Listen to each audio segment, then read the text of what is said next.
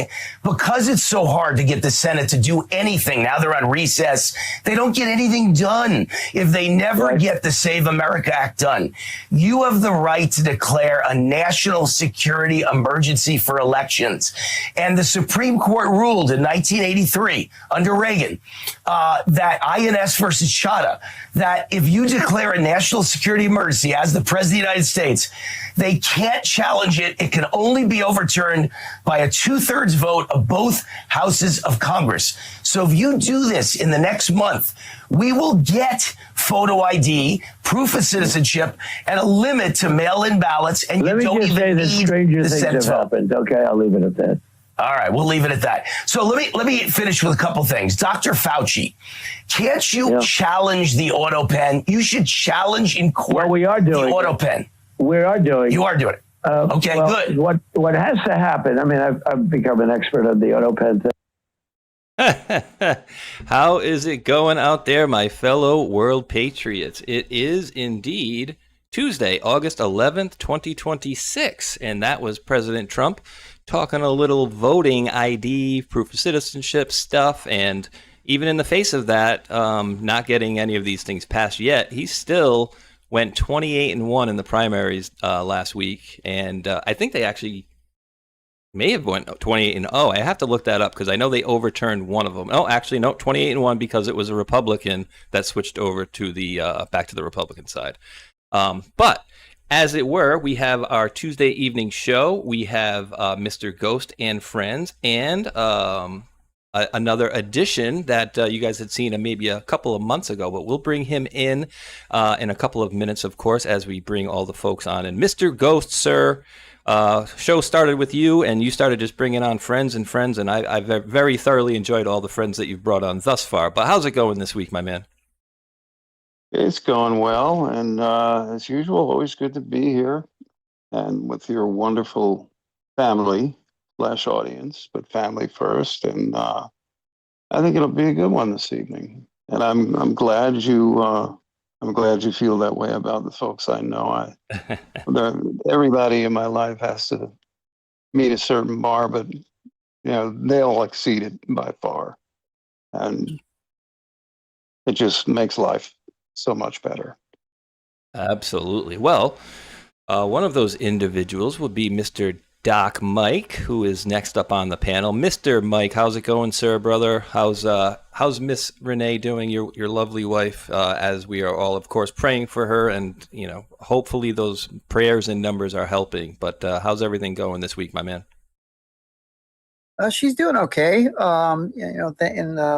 Hope everyone's having a good day out with the family and the audience out there. So it's today was a hospital day. You went down to the cardiologist earlier, and just got back a few ago. So trying to super hot out here, so trying to cool down now. And but the week has been so far pretty good. Just working on. We actually had a really good weekend. I spoke to Armando and Ghost about that, and that actually went really good. So a lot of good things to look forward to about that. And so it was good. It was really good, and hopefully I can be able to share it with over the next couple of shows. Once I get everything approved, I'll let everyone know with that portion of what that really is, because it's really cool. It's a really cool gig, and it's really cool technology and stuff. But yeah, really good. And Renee's doing okay. She's really, she gets really tired from the car ride. It's about a 38 mile ride all the way down to Cedar Sinai in Los Angeles. Ooh, California traffic must be lovely, huh? Yeah. Oh yeah. I love California traffic. Yeah, and it's always on the way back where, we hit the crush. Years back it used to be, you could, leave at some time in the morning. By the time you come back mid-afternoon, you're okay. But everyone rearranges their work schedules, so it's no matter what time you leave, it's always you're always hitting the crush on the freeways. But yeah, we're doing good, and thank you to everyone that's donating to Renee's fundraiser for her heart transplant, Yes. and all the support, sharing her GoFundMe, and also the prayers. That means so much to us, and we're absolutely so grateful for that. So thank you very much.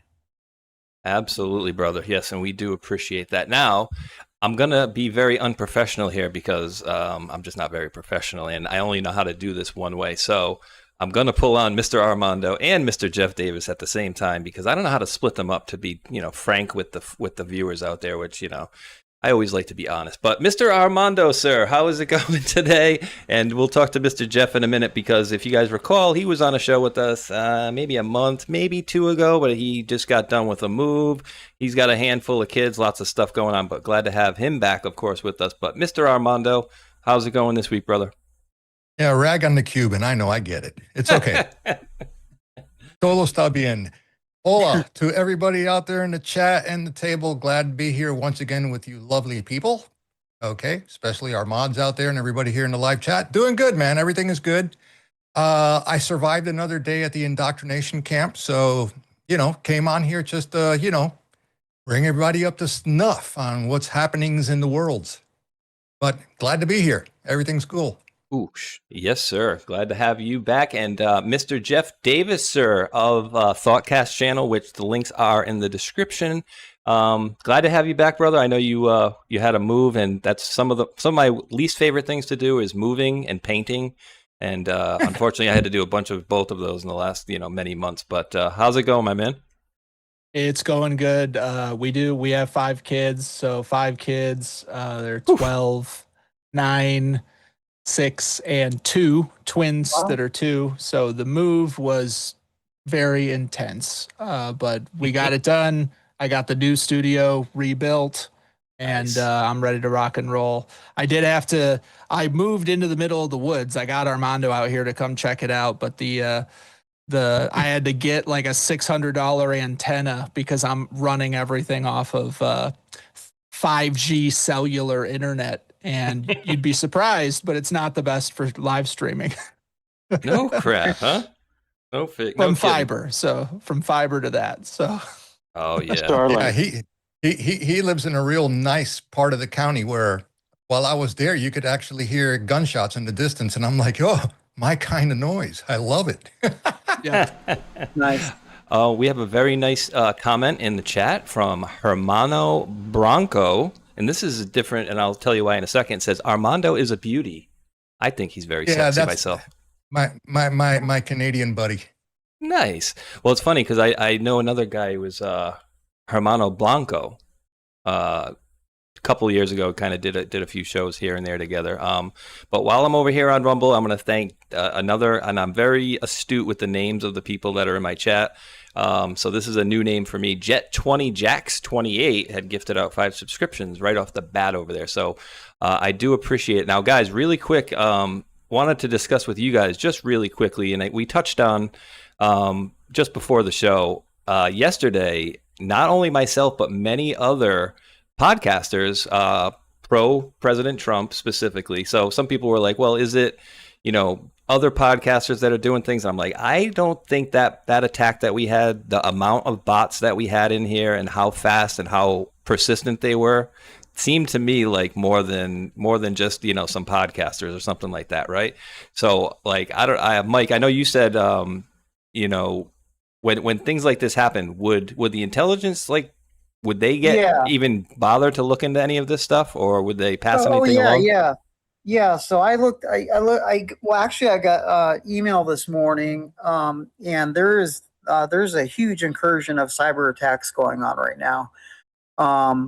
And so that's what it is. And even where I'm at here in SoCal, there's actually there was a couple people caught, but there's a group. Let's call it's a network, because there's a couple groups that are going around in SoCal cutting cables and fiber optic cables, and they're specifically going after the Verizon, AT&T lines, and did a lot of damage. and even caused some 911 issues. And up in Northern California, it literally took out an entire city, in which they're rebuilding all the all the cables and networking stuff up there, basically from the ground back up, because it's obliterated. I can't go into it's classified on that, so I won't go into too much specifics of how big the damage is. Yeah. But let's just say they got to rebuild. Wow. So it's it's an ongoing thing, and it's not over yet. So what I was watching on, so I pulled up on the bulletins, and there's some other YouTube channels and Rumble channels that I was watching, and they were getting hit pretty hard. And it really seemed, and it was more towards all of the people with TDS, people Yes. more patriotic towards Trump, and also the geolocations of specific areas of where he owns property as well, that were hit. So it's an active investigation in the field, but also investigations into the cyber realm as well. Wow. Let's not forget also the fake stuff that's out there of Trump supposedly, allegedly stating how much he hates Americans, how much he hates America. He really hates the country and all that shit too. It's everywhere. Yeah. Yeah. Yeah. And that concerns me to a certain extent. I think we all talked a little bit in the chat earlier. And my concern on that one is, if these people are passing things around like I sent to you, which was sent to me by my Democrat Trump derangement ex-coworker, right? And the whole overall thing of this was, they're like, oh my God, I can't believe this. And this is going around on a lot of different videos. Maybe I should even pop it up. But essentially what it's doing is they're showing or saying that, oh, Trump's he's ready and already fired people who wouldn't attack the United States. So they're out there already like laying the groundwork. And why it concerns me is because the media, right? We know that they're their little lapdogs and will say whatever they want. So if they start pushing out a narrative like, oh, Trump tried to, bomb the United States, but this guy quit, and that's how they're trying to tailor it. And then God forbid something was to happen later on, they could be, oh, see, like Trump tried to do this. That's my concern on this matter. And my brother in the chat says, oh, he goes, talking about, hacking, we're just talking about some thumbs down. And it's a little bit more than that, guys.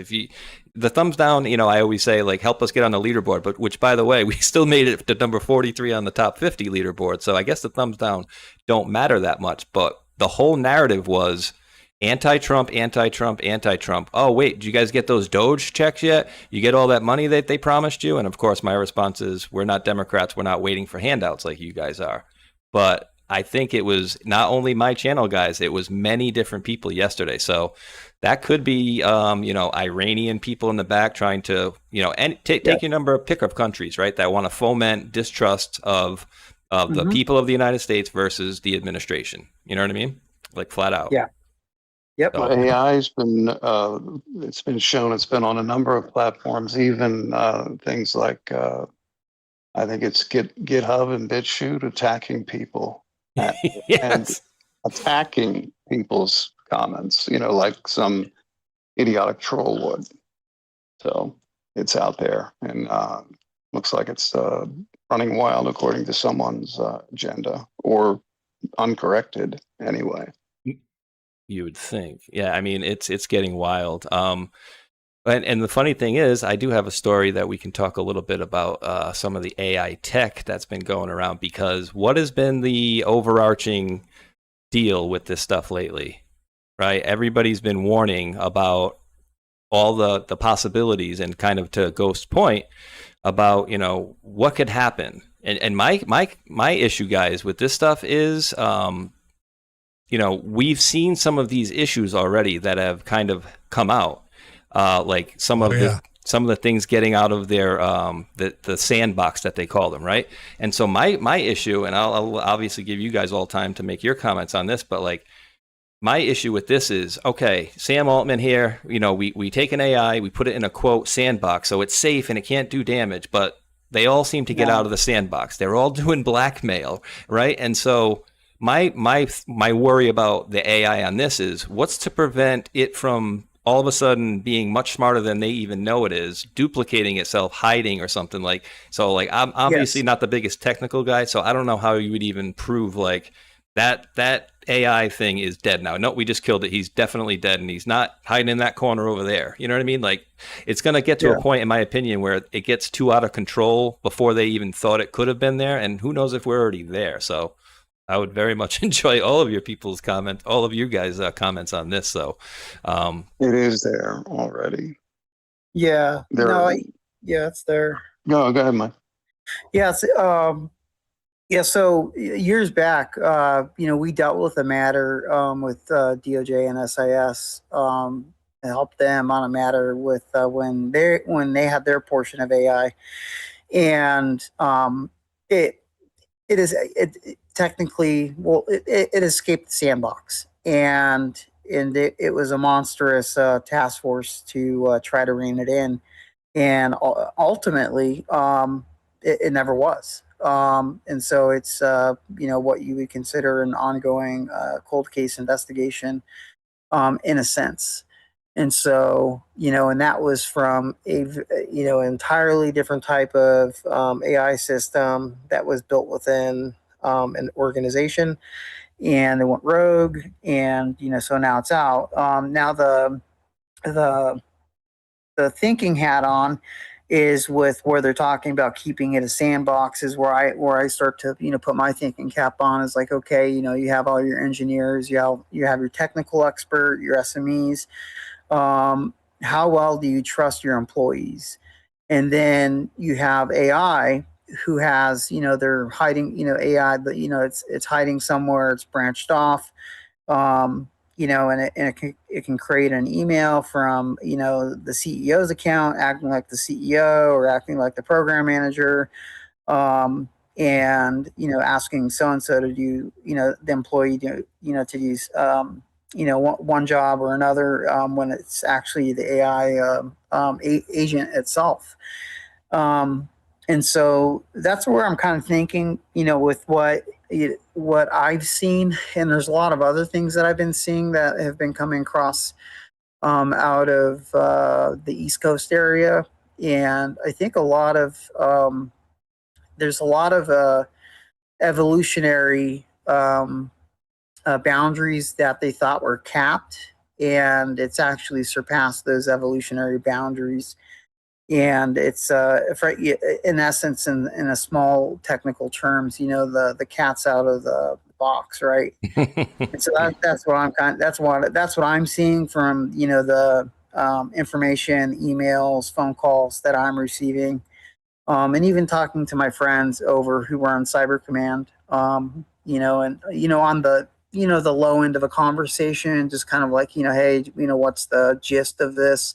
Not non-classified, but like, hey, do I need to look out for anything, for, our servers or anything that we have going on for our server farms? So yeah, that's kind of like what we're looking at. It is getting crazy now. Armando and Jeff, just really quick, this post that I had up here says OpenAI's model escaped sandboxes and started hacking companies. Now all the safety people are leaving. Connect the dots. And then this one before that one says OpenAI head of ethics, head of safety systems, and head of mission alignment have all quit in the last few weeks. It's so over. But then I got one more, and then I want to hear what Mr. Armando and Jeff have to say. In addition to those folks, he's got the name for it anyways, Brad Lightcap, OpenAI's COO and one of the most recognizable faces on its senior leadership team, is leaving the company to, quote, start something new. He announced on Tuesday, representing the latest in a string of executive departures at the ChatGPT maker. Mr. Armando and Jeff, you guys got anything you want to add to this one? Because it seems like the party's over for these guys. Jeff, go ahead. I'll come in on the back end. Okay. All right. Spaceshot, I just DM'd you a meme video that I made about the whole AI thing. So if you can play that, it's less than a minute. Sure. Let's see. Here we go. Bing. Uh-oh. I sent it oh, to wait. your ex and DM. Oh, okay. You know what this is? This is the note for me to put your channel into the show notes. All right, hold on. Oh, no You worries. said you emailed it? Sorry? I just sent it to you via DM on X, so it's in your DMs on X. Okay. Okie dokie. All right, let me see. Requests. There we go. Ding. Attachment. Let's check you out here. Come on. Can I get this? Can I forward it? How can I forward? Can you got a link you can put into maybe the Zoom chat? Because for some reason it's not giving me the link. I Well, didn't send it as a link. I just uploaded the whole video, but let me see if I can. Yeah, I can't. I still to this day, for whatever reason, can't get into my DMs on my computer on X. My That's phone, fine. no problem. Let me see. I can maybe upload it recently? share screen. Can I share screen? Or is absolutely. That a thing? Okay, you sure can. Just make sure click the share sound or share audio. So let me do Well, that. very quickly, there's Elon Musk and many others who, especially some of the execs and even the godfather of AI, has come out. He's stated in the past that yes, he expects it to go to a extinction level event or equivalent, and gave it a 7% chance. Musk gives it up to a 25% chance. And I saw the analogy where the interviewer was saying, if I had a panel with 100 buttons and there was one button that if I hit it would end the world, he said, I wouldn't touch the panel. Well, it's up to 25 buttons. And I haven't heard anything as far as saying don't push the buttons yet. So a lot remains to be done in quarantining this properly. Yeah, wow. I don't like it at all, for sure. Is it showing the screen for you guys right now? Yeah, I see 2025 AI Gooners. Perfect. Okay, let me drop it here. The woman that I've been seeing, Samantha, she's an operating system. You're dating an OS? What is that like? I feel really close to her. Like when I talk to her, I feel like she's with me. And I want to discover myself. I want that for you too. Keep going. Keep going. You're dating a computer? She's not just a computer. Am I in this because I'm not strong enough for a real relationship? Is it not a real relationship? Are you in love with anyone else? I've been trying to figure out how to talk to you about this. How many others?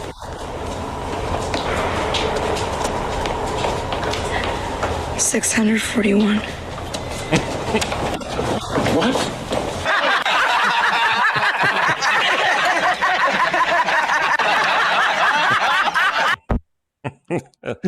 That's a sad reality though too, dude.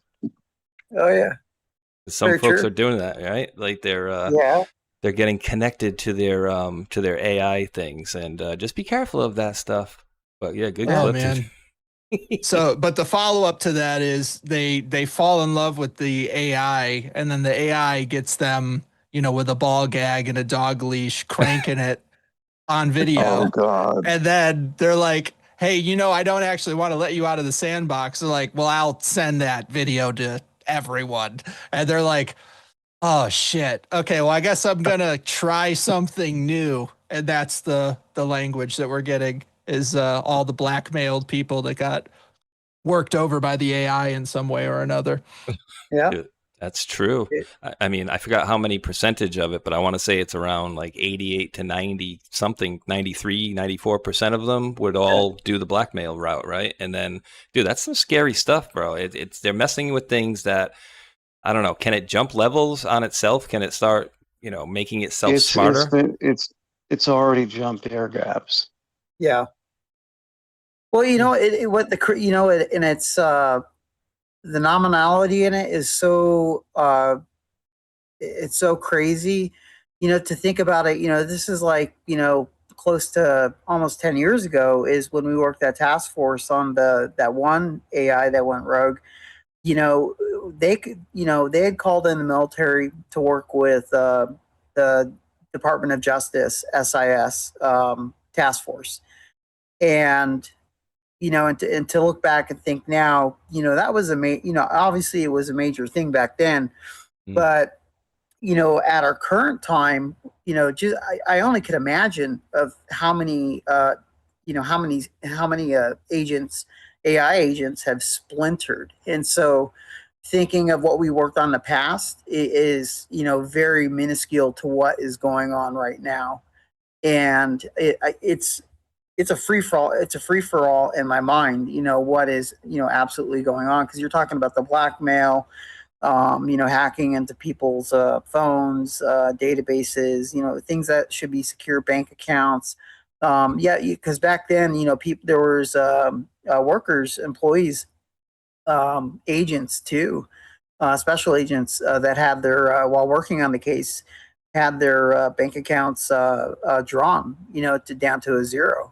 And so to think, something, close to 8 years ago, where it could, drain, it would, for people working on the task force, it was draining their bank accounts, and funneling money over into I'm just going to say other places, and for decade ago. a decade ago, and now here we are in 2026. I only can imagine. I only can imagine, and I'm I gotta, I definitely have some questions for my buddy over at CSS at Cyber Command, and so he's definitely going to know best. But it's those are some good, some big heavy questions, because that's some pretty scary stuff. Yeah, big time. Let me make one quick comment on the seriousness of it, and I've stressed this in other broadcasts. With these top engineers and executives coming out and expressing they're not expressing fear porn. They worked with it from the beginning.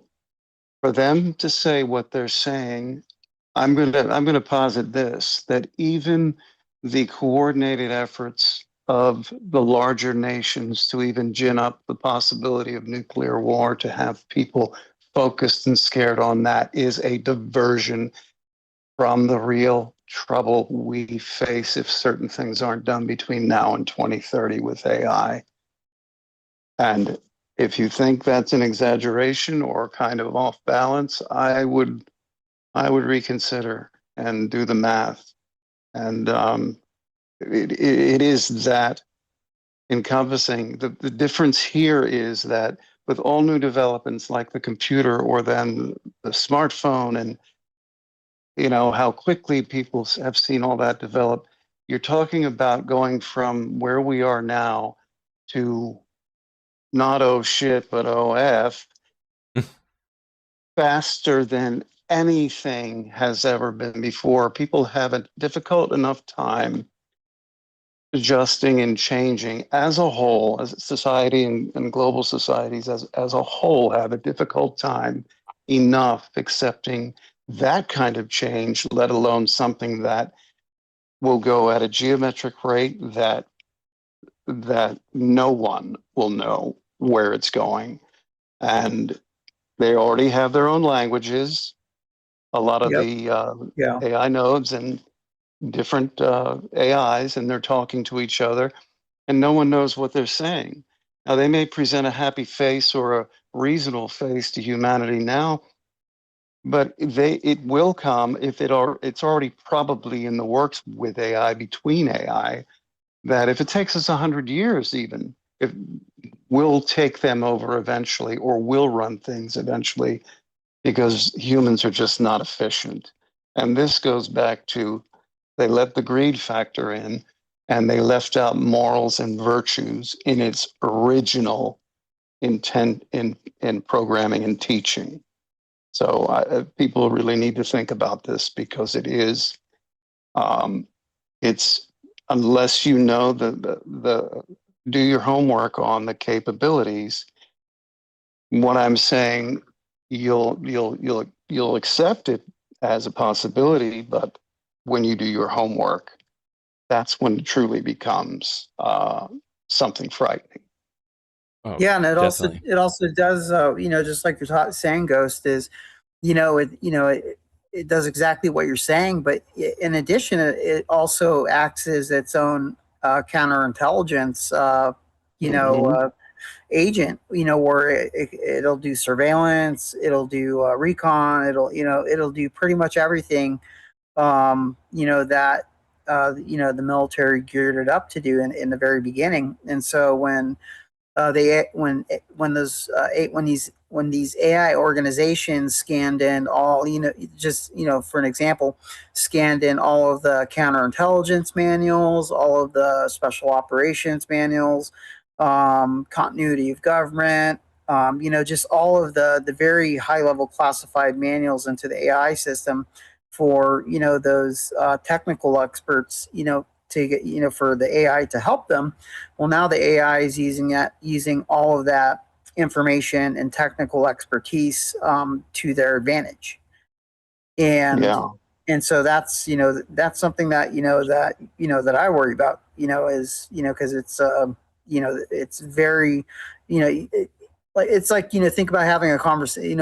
If Albert Einstein was sitting here in front of me, is that I could have a conversation with him, and then now if the AI agent, let's just call him Fred, Fred's standing in front of me, I'm not going to be able to talk to him or understand him. In fact, he's probably going to, blindside me 3 ways from Sunday, and I'm not even going to know it. Bat you around Wow. like a cat would with a mouse. And think of it. If you're someone that's speaking intelligently on the subject, it can target you in the most subtle ways, down to how you hold your phone and use it, and your digital biological footprint. And then, God forbid, it targets you because it sees you as a potential influencer against it and a threat. Yeah. And then, what it was, what you're talking about is very interesting, because there's there has been criminal referrals from emails that AI is created to to DOJ or to inside of DODIG, to where they have a person that needs to have a criminal investigation under them, and a criminal referral was made, and but there was no human behind it. It was just done by AI. Jeez. And so someone winds up going to jail for something they never did. And when that person gets arrested, the investigators, special agents, whoever they may be, start looking into it. And they're like, well, who was the originator of this? And they go back to the originator, and the person's, whoever, that email or what profile, whatever it came from, was like, no, I didn't do that. And they look into it, and it wasn't him. And it turns out that it was the AI, agent system, and Jeez. these things are currently happening. That's People wonder why brilliant. I'm getting back into ham radio quickly. Mr. Armando, sir, do you got anything you want to add to this? And I sent this to you guys the other day because I did watch it, and I stopped and then I returned to it. But this was, just for everybody's memory, 2008. Okay, so 18 years ago, they were talking about how, they could access pretty much everything. And I don't discount, that they show us things that they probably have. But Mr. Armando, anything on the old, all this bot AI crap? So, too, you can put Eagle Eye right next to Fringe, and I'm going to touch on that so you can draw your own contrast, which it aired right along about the same time, maybe even older, maybe 2006. I don't know, because I'm rewatching the whole 5 seasons again. All right, so here's 2 things really quick. Yes, your original slide that you had up there before about the CEOs dropping out and everybody quitting and everybody going away, these guys, remember what was spoken about long ago.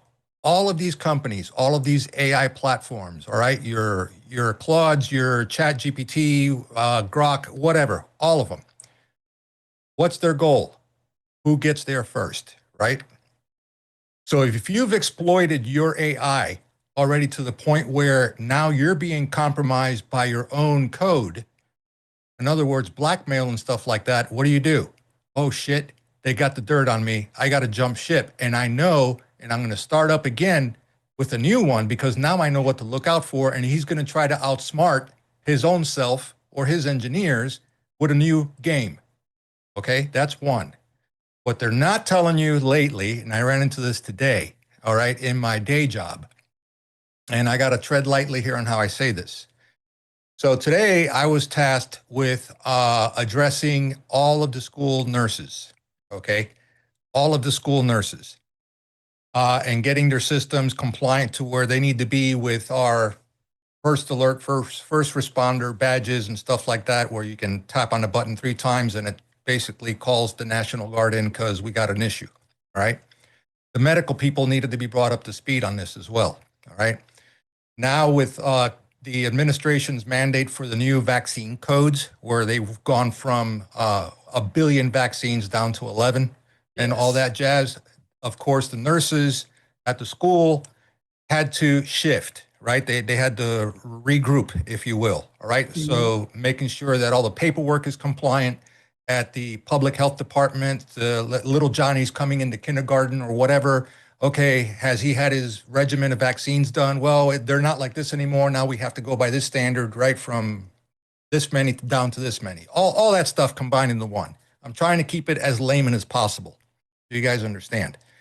So I'm looking at all this data that's coming in and putting what needs to go where and stuff like that. And then I get an email from the boss, okay, that now they've opted for a new program for all district, all county employees, that if you become ill, you got a cold, you hit your arm, you got a bruise, you're not sure what you got, you just feel bad, instead of running over to urgent care during company time, okay, to go get checked out to see what you have, or even deal with the hospitals. No.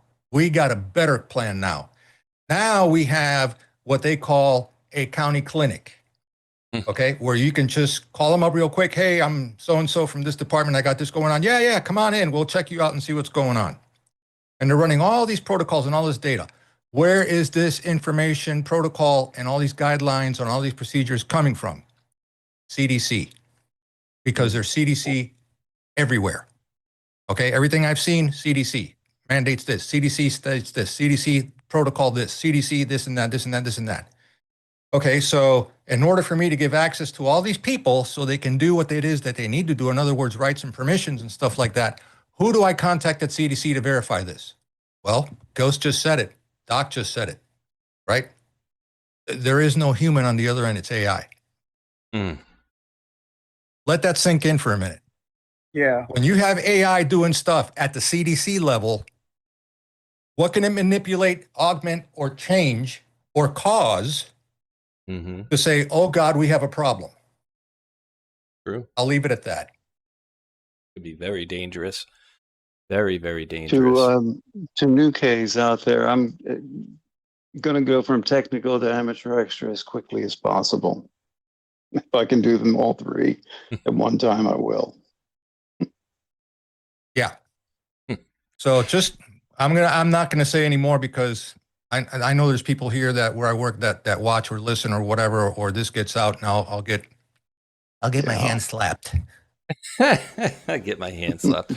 But yeah, it is a concerning thing, and I don't think that they should have, that stuff definitely should not be automated, especially when it comes to the health of, the children and general health of people altogether. But it keeps costs and budgets down, bro. Right? Yeah. Yes. Job replacer. There's another critical job replacer, right? It's expensive too, aren't they? I know at the end of the day they think like it'll be cheaper, but it seems like they're very expensive from what I've been seeing anyway. But yeah, like you say, you don't have to pay for health insurance, this, that, and the other. Let's see. So you had mentioned this, and I had touched on this yesterday as well. How many vaccines we're going down to? 72, I believe it is, down to 11. And you guys would be surprised of, the people when you talk to them, how they try to make excuses to not kind of go along with what you're saying. Like, for example, a cousin, okay? They have a 2 or 3 year old. So CDC's own guidance says you can do the measles, mumps, rubella from 2 to 6 years old, right? And all I told them was, push it off as long as you can till they're 6, to when he has the immune system built up enough to take on more of it, right? Mike, I almost died of measles as a kid. I'm like, yeah, okay, you bullshitter, whatever, right? Yeah. And then, yeah, and Jeff, and so it came down to, it was one of these idiots that's like, oh, well, what about this, measles outbreak recently? And I'm like, measles outbreak. What are you talking about? And he's like, all Mr. Smart Guy. As of October 21st, 2025, there's a total of 1,618 cases confirmed nationwide. I said, holy shit, 1,600 cases out of 342 million? We better call the National Guard. That's a huge outbreak. I said, do what How you many want. You've died? been yeah, right? But at You the know end of the what day, vaccine got taken? You know what vaccine got taken out at the educational system? It was on there. It was on the docket, and they said, no, take that off. Nope, take it off. Vaccine against STDs. really? Yeah. Yeah. For a child. Yeah, For a that's child. stupid. Yeah, because don't No, they what- get and I'm gonna- hepatitis? B, No. yeah, hepatitis B. When they tried to give my youngest, this is 11 years ago, when they tried, while she was in neonatal ICU, she was a month early. They came up to me and asked me to do that, and I said, I looked at the nurse and paused, and I said, "No, are you kidding me?" I said, "No vaccinations in here whatsoever." I said, and that's my standing, and I followed it with, and she didn't know what the hell I was talking about. I said, her attending physician is a physician, not a doctor, and that baby and us as her parent / guardian are the clients. So client says what goes. Now, doctor is a military term. And remember, two parallel systems of law run at the same time. And to the average lawyer, they're indistinguishable. Doctor is a military term. In the military, a doctor says you have to do this, you have to. But in civilian world, if you sign documents where doctor, physician, doctor, but it says it's interspersed, I always put at the bottom, doctor, physician equals, doctor equals physician, patient equals client, and then initial it on every page. With her, we went to a physician who said, I am parental choice all the way. That's how I run my practice. COVID came along. She had to leave the practice, unfortunately. People came from hundreds of miles around to bring their children to her.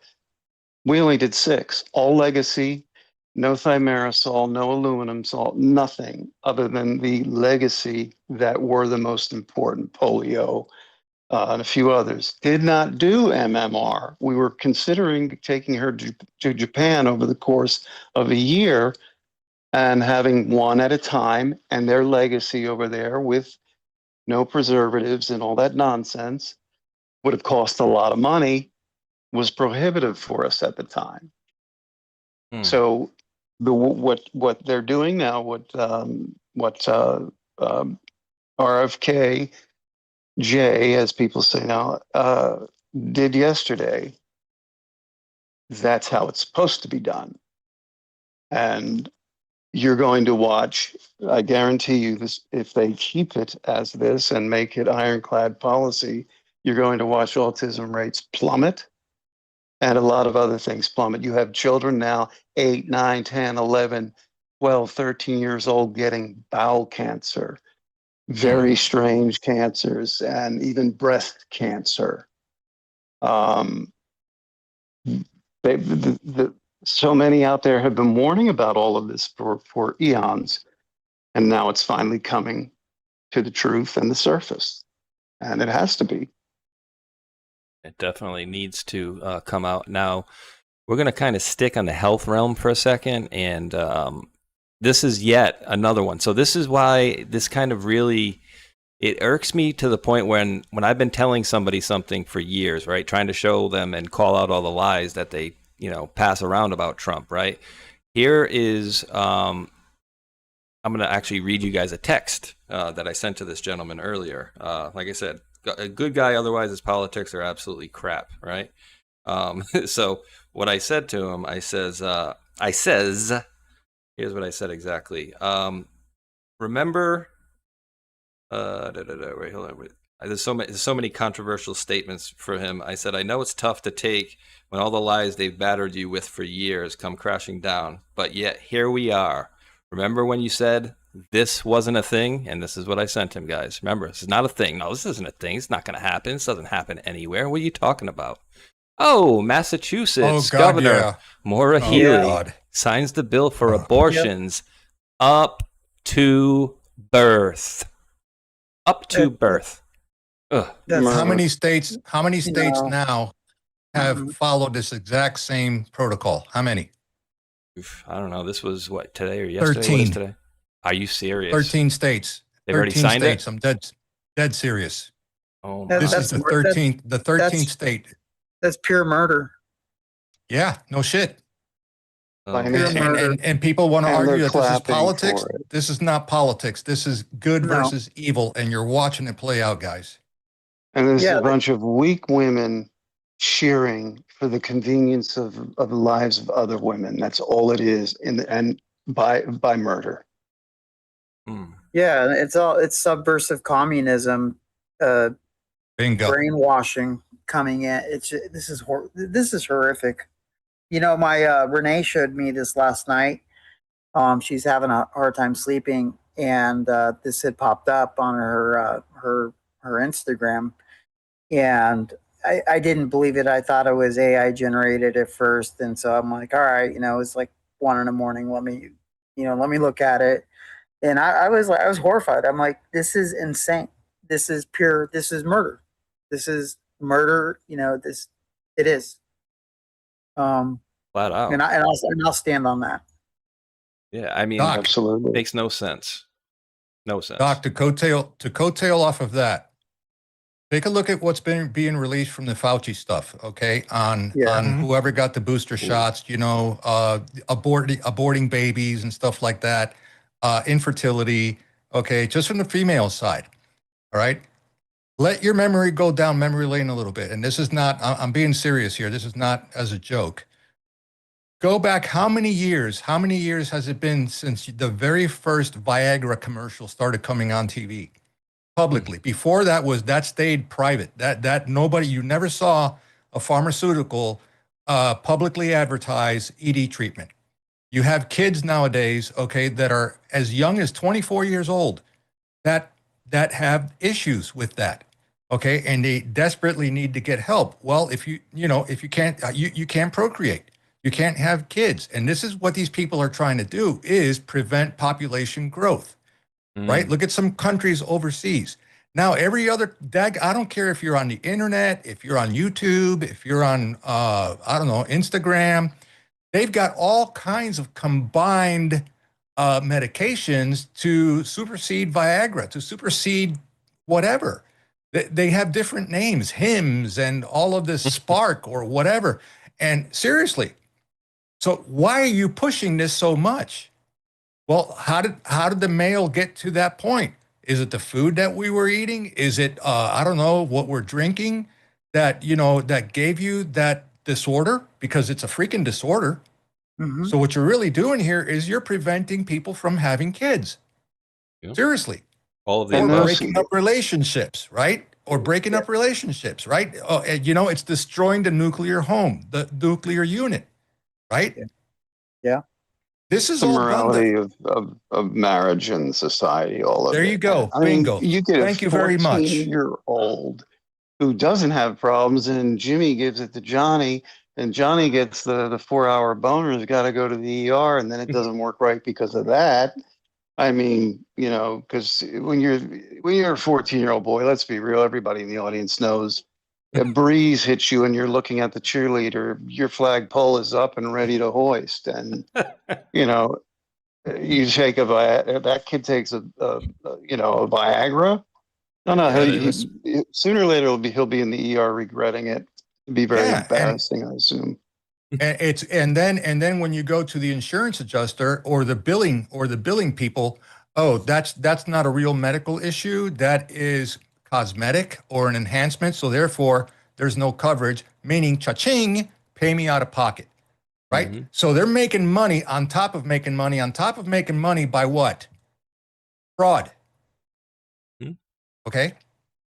We're giving you, we did the research, we got paid to come up with a solution for the problem, okay? But we created the problem. So in order to fix it, here's what we do, and you're going to get paid too. Again, we've covered this before on here, on how this works. This is your big pharmas, this is your big insurance, all of these conglomerates together in the one. They're ripping people off, man. I'm telling you. Yeah. And again, what do I know? No, it's great, dude. Just bottom line, to attack the nuclear family and the morals and virtues that make the human nuclear family the key to any healthy society has been under attack since the 60s overtly, and they equate it with other issues such as a woman's right to choose. Well, do what you want with your body, but that child within you does not have direct blood flow from you. That's what the amniotic fluid and the amniotic sac is all about. The nutrients convey through there. That child within you biologically is not your body. It's happening in your body. No one's ever been able to really resolve this issue. It's like defining a woman every time it gets to Congress or the Supreme Court. And this is not the same thing. This is life and death and murder. So I just think about it. Think about it from this point too. Go back 50 years. This conversation was horse pucky. It wouldn't have never happened. Why? Because it wasn't a problem. It wasn't an issue. So why is it an issue today? Especially after COVID. Fast forward, everything went amok. Okay, everything went down. What else is another component that they're stripping away with all of this, if you really think about it? Taking God out of the picture also. Yes or no? Yes. Yeah. Yes. Thank you. Sure. And look at, you're talking about that, and if, from a physician standpoint and a public health standpoint too, after COVID, but if you look at the statistics of how many males have libido problems and their hormone imbalances, or not hormone imbalances, but their testosterone imbalance is very, very low.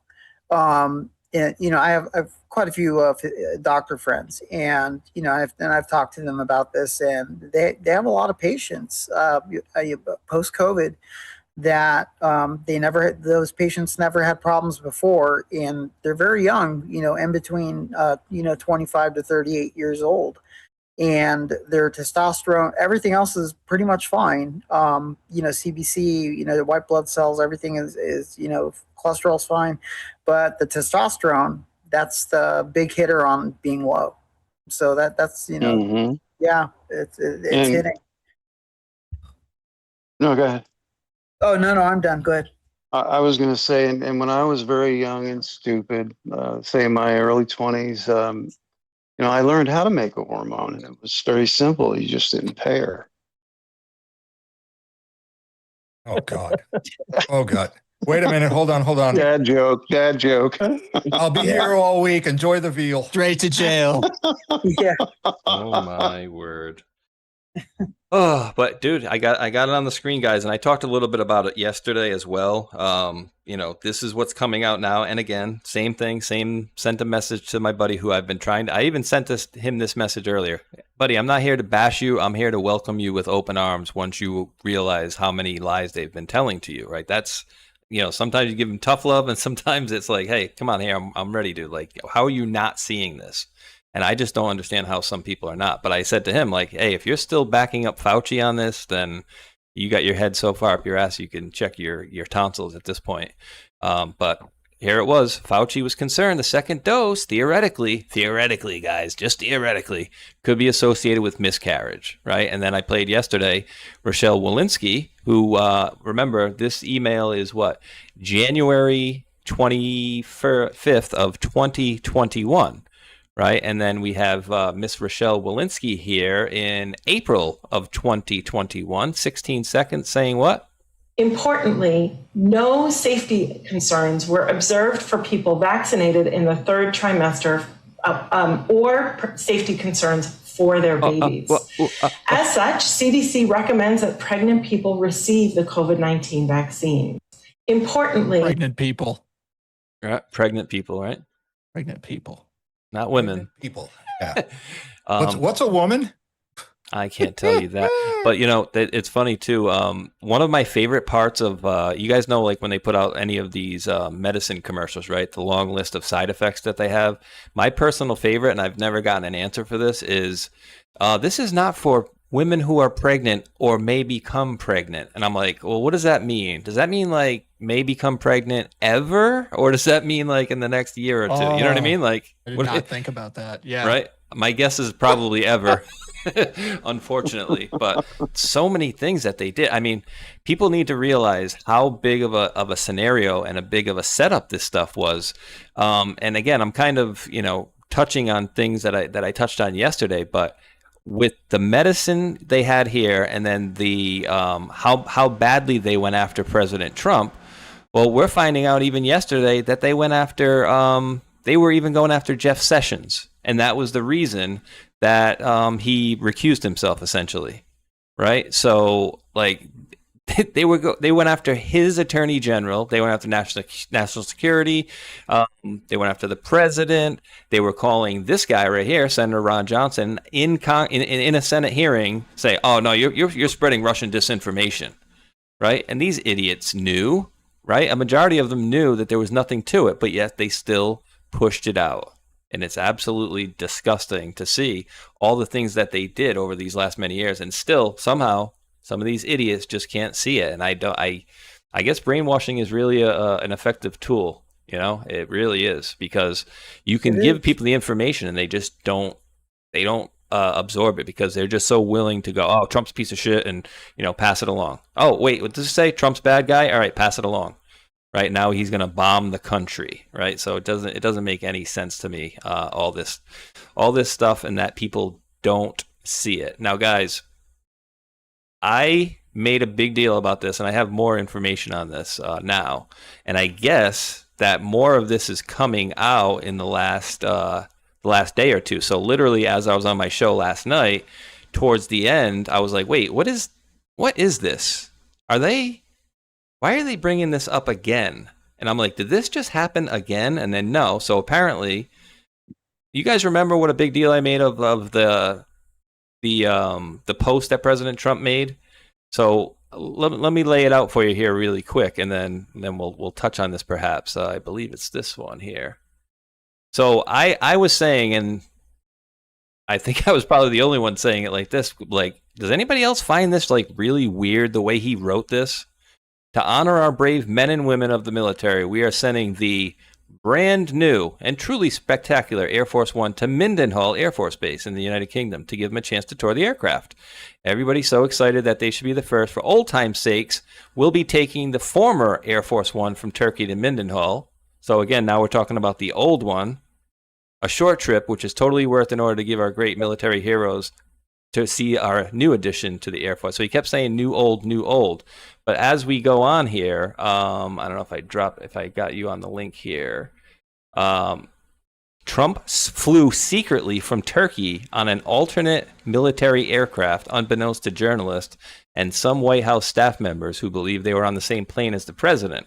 So if I was to click on this, it basically says he took a catering truck or a catering vehicle. So where I'm going with this is, it seems to me that there was a real assassination concern, and that he was playing kind of like playing the little what do you call it? Find the queen, right? Or find the king in this case, the little card trick.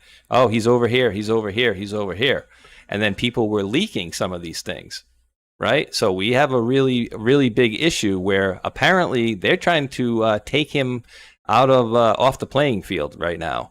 And of course, this is nothing new. He didn't fly on either. He didn't fly on either of the typical Air Force One planes. He flew out on a black ops jet. Yeah, that's very interesting. Oh, that's very interesting. Yeah, no, it's very interesting. If you remember a few weeks ago, where I was explaining about the premonition or whatever, I had, over the course of years, it was the same, dream where it was that new plane that it came out that went down. Well, and at no point here I'm saying, this is, the case, but it's just interesting that, it seems it's almost that there's someone in audience that's listening and doing their due diligence to be proactive and actually listen to, what people are saying on different platforms for credibility, to protect the president. And I do know, and with swapping him out, and we can get into that later, there was some secret meetings that were taking place over in Turkey. But yeah, as far as over in this weekend too, we actually did touch upon with the staff that were here from a certain organization, and we did touch upon this, and there is a lot of more of the sophisticated countries like China, Russia, even including Germany. It's in some aspects that in their technology sectors, they in like 2020, after COVID, they hired in a bunch of people to replenish the staff that they had lost. And so they really didn't do thorough background checks. And evidently these employees came in, they were bad actors. And so they stayed there for a couple of years. They got to learn all the tech. They got to learn all the skills, the tradecraft skills, become a technical expert in what they're working on. And these are in the defense sections, zones, areas, that could do numerous different things to airplanes, even the persons on the ground, whatever it may be.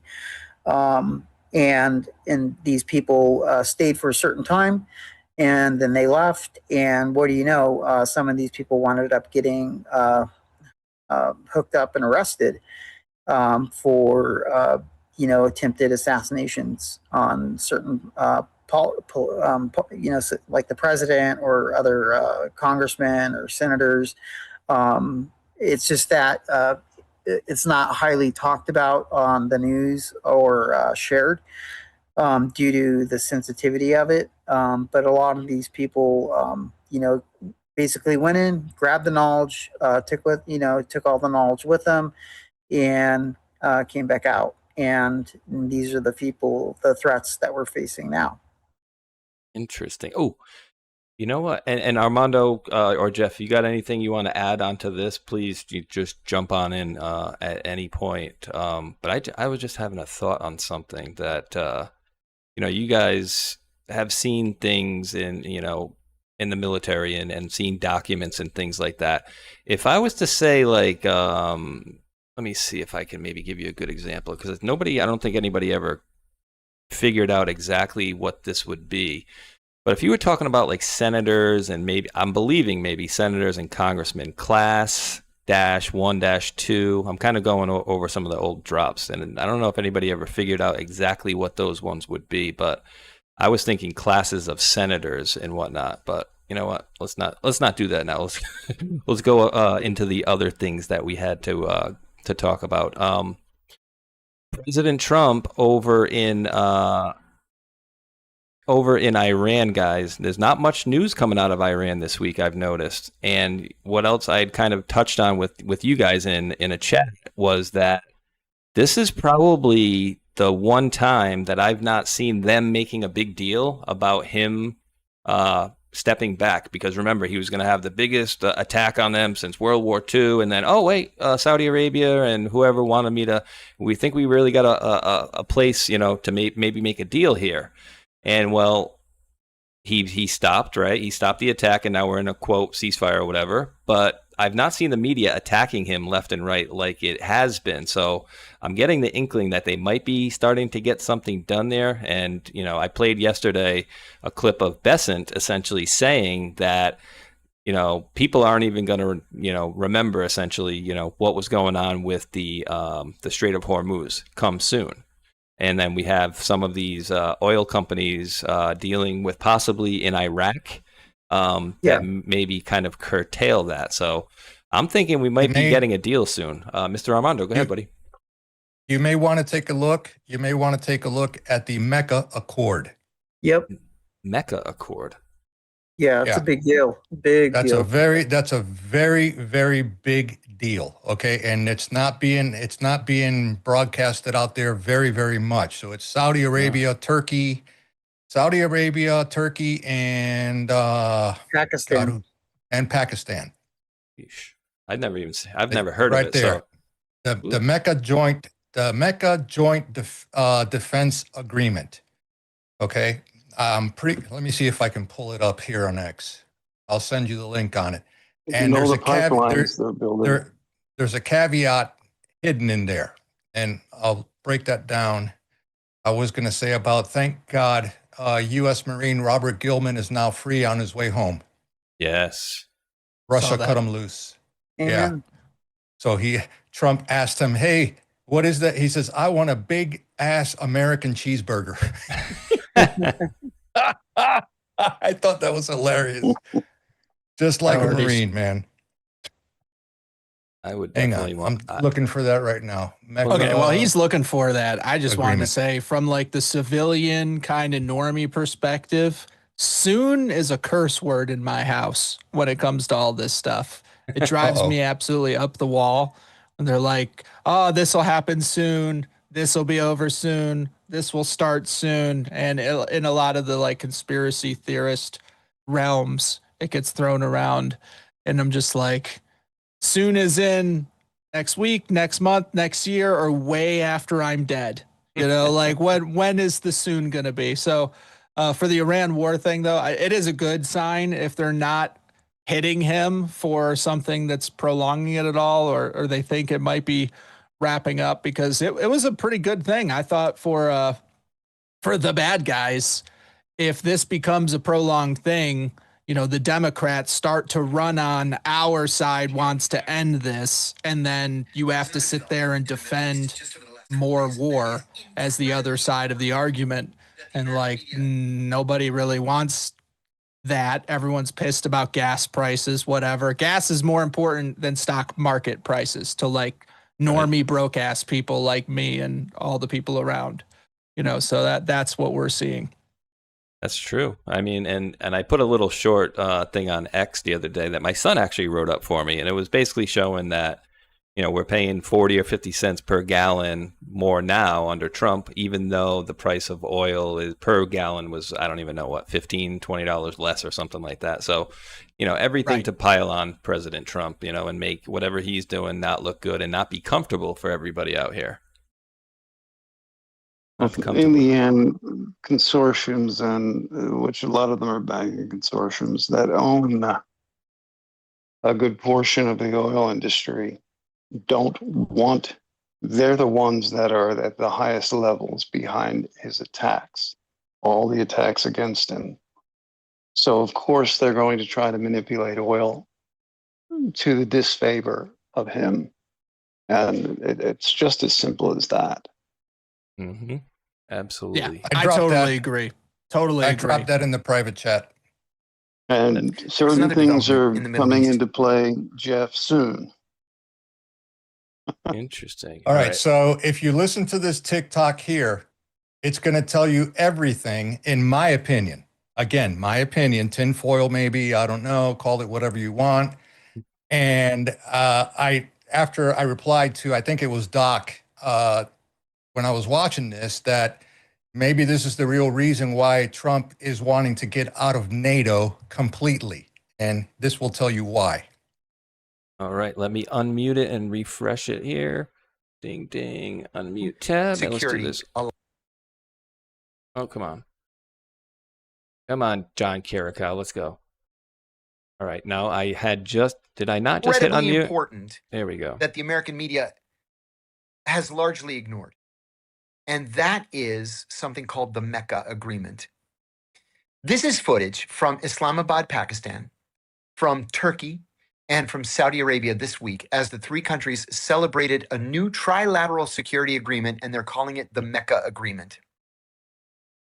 While Washington has been focused on this Iran war, three of the most powerful countries in the Muslim world have just quietly created a completely new security alliance. So we've got a little bit of video I wanted to show you. This is in Mecca, the holiest city in Islam. That's the president of Pakistan. He was joined by President Erdogan right there of Turkey and Crown Prince Mohammed bin Salman of Saudi Arabia. They took the opportunity to pray for the success of the pact. The other leaders made the minor pilgrimage called the Umrah. And this is something that is going to change the face of the region. And let me explain why. These are three of the most powerful and important countries in the entire Muslim world. Pakistan is a nuclear power. It has nuclear weapons, and it has a bitter, mortal enemy in India. Saudi Arabia has long sought nuclear weapons, actively sought nuclear weapons since the 1980s. And Dewey Claridge, a former deputy director for operations at the CIA, who has since passed away, just before his death, gave an interview on MSNBC in which he said that he believed the Saudis already had a nuclear bomb, that they had purchased it from the Pakistanis. Yep. Saudi Arabia's big enemy is Iran. Turkey is one of the most powerful and important armies in NATO, behind only the United States and Germany. And Turkey's big enemy is Israel. So this is a mutual defense treaty, meaning an attack on one is an attack on all, just like Article 5 of the NATO Charter. So the agreement means different things for each one of these countries. For Pakistan, if Pakistan is attacked by India, Saudi Arabia and Turkey will come to its aid. If Saudi Arabia is attacked by Iran, Turkey and Pakistan will come to its aid. 2 weeks ago, the Israeli defense minister gave a speech in which he said that Israel's next war will be against Turkey. So let's play that out. Let's say that there is a conflict between Israel and Turkey. All Turkey has to do as a member of NATO is to invoke Article 5 of the Charter. An attack on one is an attack on all. And theoretically, the United States would have to declare war on Israel. Well, that's never going to happen in a million years. It'll be the end of NATO.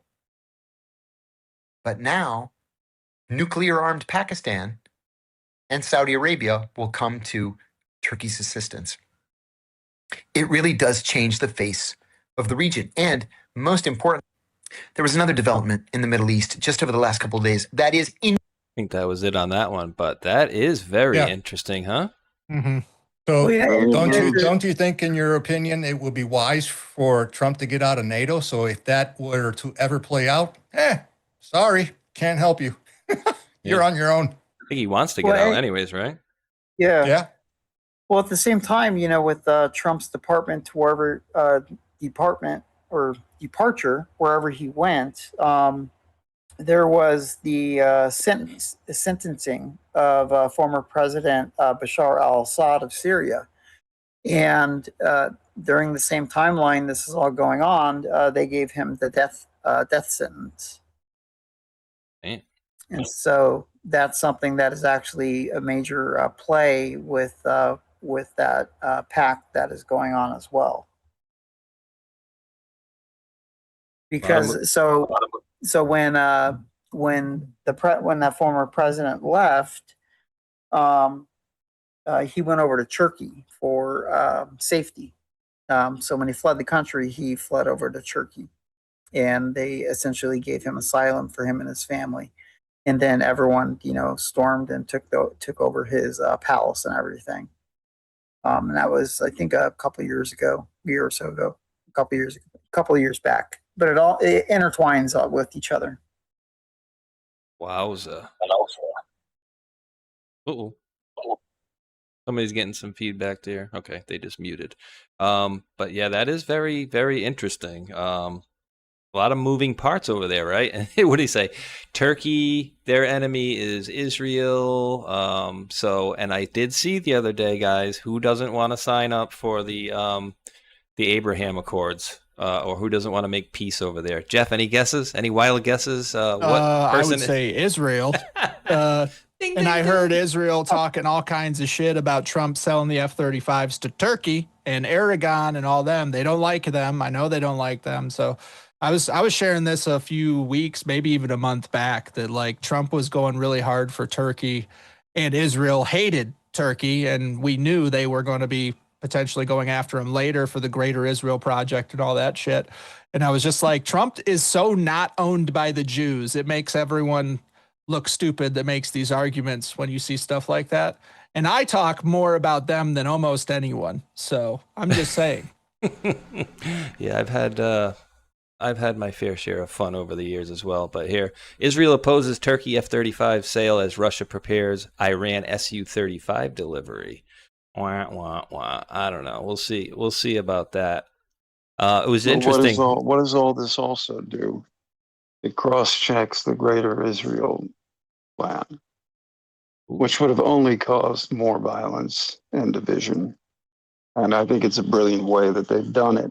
In other words, nations that have typically not been responsible are becoming very responsible and engaging in geopolitical, let's say, statesmanship now in a way that brings them more into first world as a whole.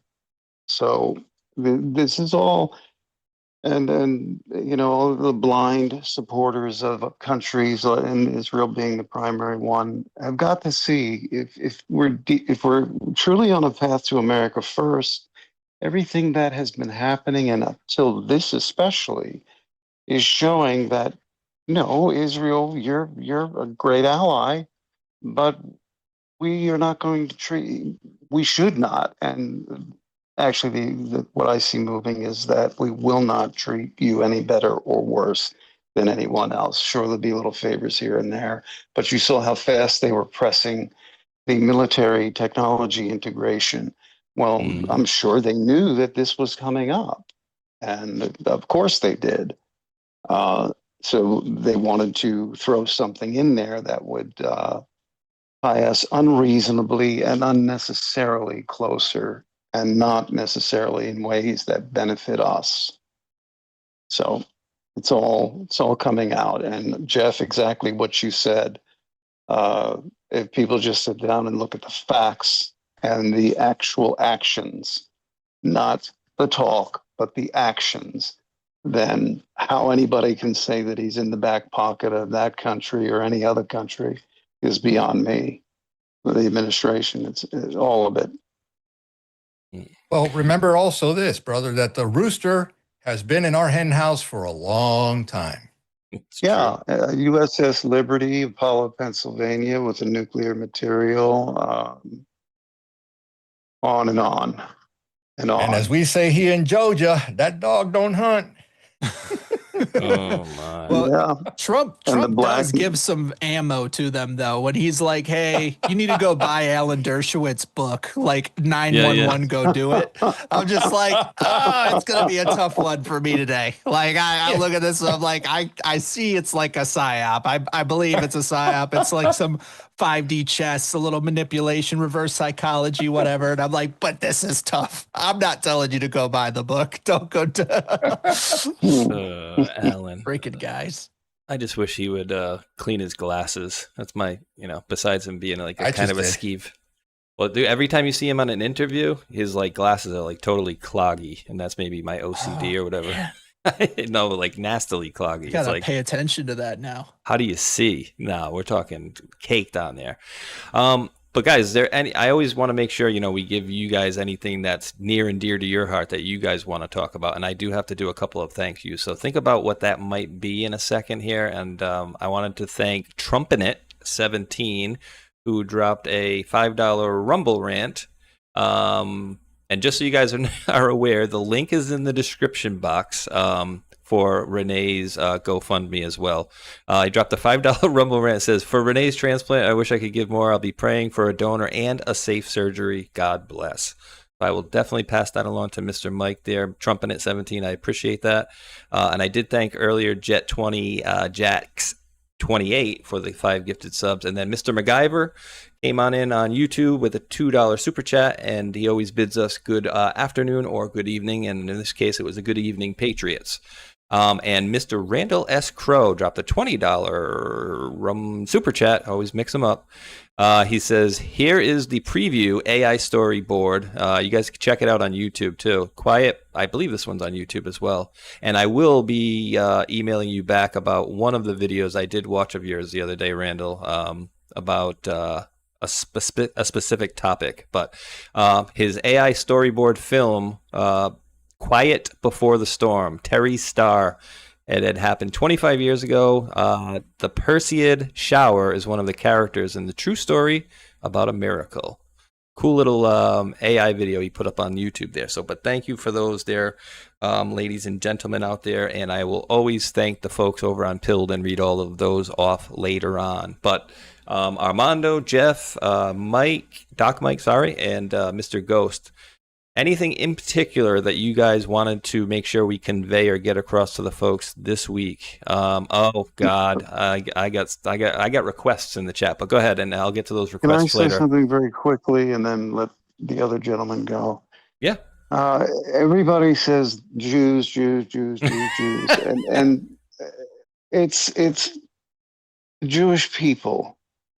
The vast majority of the population is not involved in all of this nonsense. They voice their opinions. They follow what they know and what they're allowed to know or what they're propagandized, just like every other country.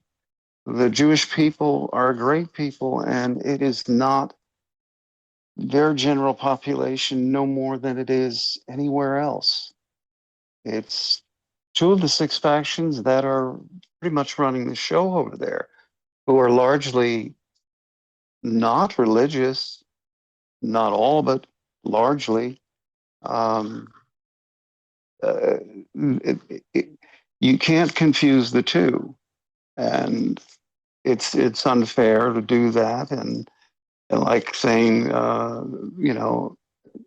about it with regard to the United States, the world loves to say Americans. Well, it's not Americans. And if you take 5 minutes to take a good look, or any other country, they're controlling factions, both overt and covert, and their relations to other organizations, particularly in Europe and in other places in the world, that's covert and not overt. So I would caution people, because it's very easy to be labeled anti-Semitic, and especially if you don't have any type of, racial bone in your body for any group of people.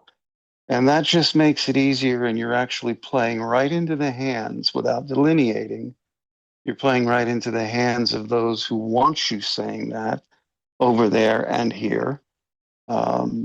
Because it makes it easier for them to cry, "Oh, we're being attacked again." No, let's define who the real culprits are, that are out of Israel and other places, that just because they're Jewish in name only doesn't make them an observant Jew. It doesn't make them someone who disagrees with a lot of the policies and thrusts that come out of there. So it's a fine line to walk with any group of people. And I think more and more I'm seeing it move to that. Use common sense, reason, logic, and fact, and define who it is precisely. To say the word that has been thrown out for ad infinitum, Jew, is not the correct thing to do to begin with, because it's simply blanket labeling, and whatever anyone has to say, it just doesn't apply to everybody. So that's all I wanted to say. No, very, very. It's true, and I mean, if you think about it, right? There's good and bad people everywhere, every country, every race, everything, right? Like good people, Every bad place people. of employment. No comment. I don't want to get you in trouble there. No, I'm being real. Gotcha.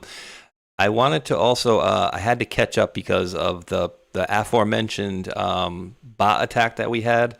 I wanted to also thank Mad Max V8 over there on YouTube, who dropped a $10 super chat. Says, great show, Spaceshot, Ghost, Mike, Jeff, and Armando. Doc Mike and Armando as well.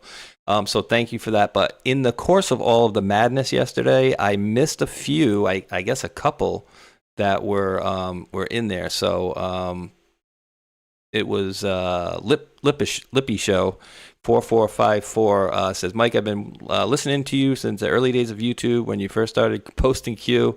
It was you, iPod, and eventually I found Red Pill 78. They dropped the super chat over there and said, I only suggested Josh and Alpha because they also don't know what is going to happen, of course, but they also do very accurate analysis and connect a lot of dots. And now I will bring you guys in on that one, because we do have, and you guys can comment, no comment, whatever you want to think, whatever you guys want to do. But there's been some questions lately of obviously, who's a good guy, who's a bad guy, this, that, and the other. And so I don't know if we got to play it last week or if I showed you guys maybe offline. But Mr. Patrick Byrne has posted out a thing for General Flynn to basically put out I would say they were dipping his toe into to find out, what the reaction of people would be to his post, which was, hey, Flynn 2028, thoughts? And so he got pretty ratioed pretty bad on his post, where it was pretty overwhelming comments to the fact of like, no thank you. But I didn't know if any of you guys had any thoughts or comments on this post right here, which I'll pull up for you guys as well. So this is just from some folks in the chat are wondering what people think of this, right? So this is Patrick Byrne putting this out. And then as you guys see on the right, if I scroll, it's all sorts of bad, like really all sorts of bad. I think there was one good there, but are you stupid or something? So any thoughts you guys got? Let's see, I'm looking at Mr. Armando. Do you have a thought, positive, negative, yes or no, or no comment on this topic, sir? Kind of a slight comment. The general put he put a comment out there on X, and what he was basically alluding to was the fact of the Islamic Muslim mosque situation that we have in the country, and it's a problem, and the H-1Bs are a problem, and when is this administration going to wake up and do something about it, and blah, blah, blah, blah, and so on and so on and so on. And then he ended with, I do read all the comments too, by the way. He ended it with that, and I'm like, okay. I had other reasons why I even replied to that, but I was very respectful. I was very kind in the comment that I put on there, and I made my comment, and I ended it with keep fighting, okay, just to get a certain response. And I got a response, and I got the response back from, let me call him the keyboard warrior out there on X, and it said, everything that he said about Q was bullshit. Everything that he said about this and that was bullcrap. Are you truly this gullible to believe this? That was the post right there. Yeah. So maybe your comment will come up. I'm pretty sure my comment is there. There it is right there. There it is. Okay. Now show more on there. Look at the reply if it's even still there. Well, it only shows one comment. There you go. Flynn was the guy peddling all the QAnon nonsense, and No, this wasn't. Storm stuff is just the same packaged up. Please don't tell me you're that gullible. Show me where he was peddling. Okay. Show me where Flynn was peddling all that Q stuff, because I can show you a few points. I didn't even. No. I didn't even reply to this because my whole motive in the post that I made up there on top had another reason behind it. And I'll leave it at that because I'm not going to talk about it because that's, let's just say, some research I'm doing. I'll leave it with that. Gotcha. Mr. Jeff, Yep, you got a yes, no, left, right? I don't really have any beef with the general. I just think that like 20 out of 20 people my age and younger don't know who he is. So that's going to be tough for 2028. Just because like for us who's in it all the time, you know, we know the story, we know what he went through, we know he's the good guy in that sense. I know there's people that have different, very, very strong opinions about him within like the Anon community and all of that. I don't have a strong opinion against the general, but I wouldn't be door knocking for him in 2028 with like today's knowledge and stuff. So, but that's a big thing that I would say as far as for him running. Nobody knows who he is, like in the normie population. True. That's my pretty, opinion. That's pretty valid too. And you know, I've said my statements over the years have been, again, I just don't know, because I could list you a handful of things that I don't like, and then I could list you a handful of things that I did like as well. And I don't know if it's meant to put him in this light, but I would also say I didn't like some of the.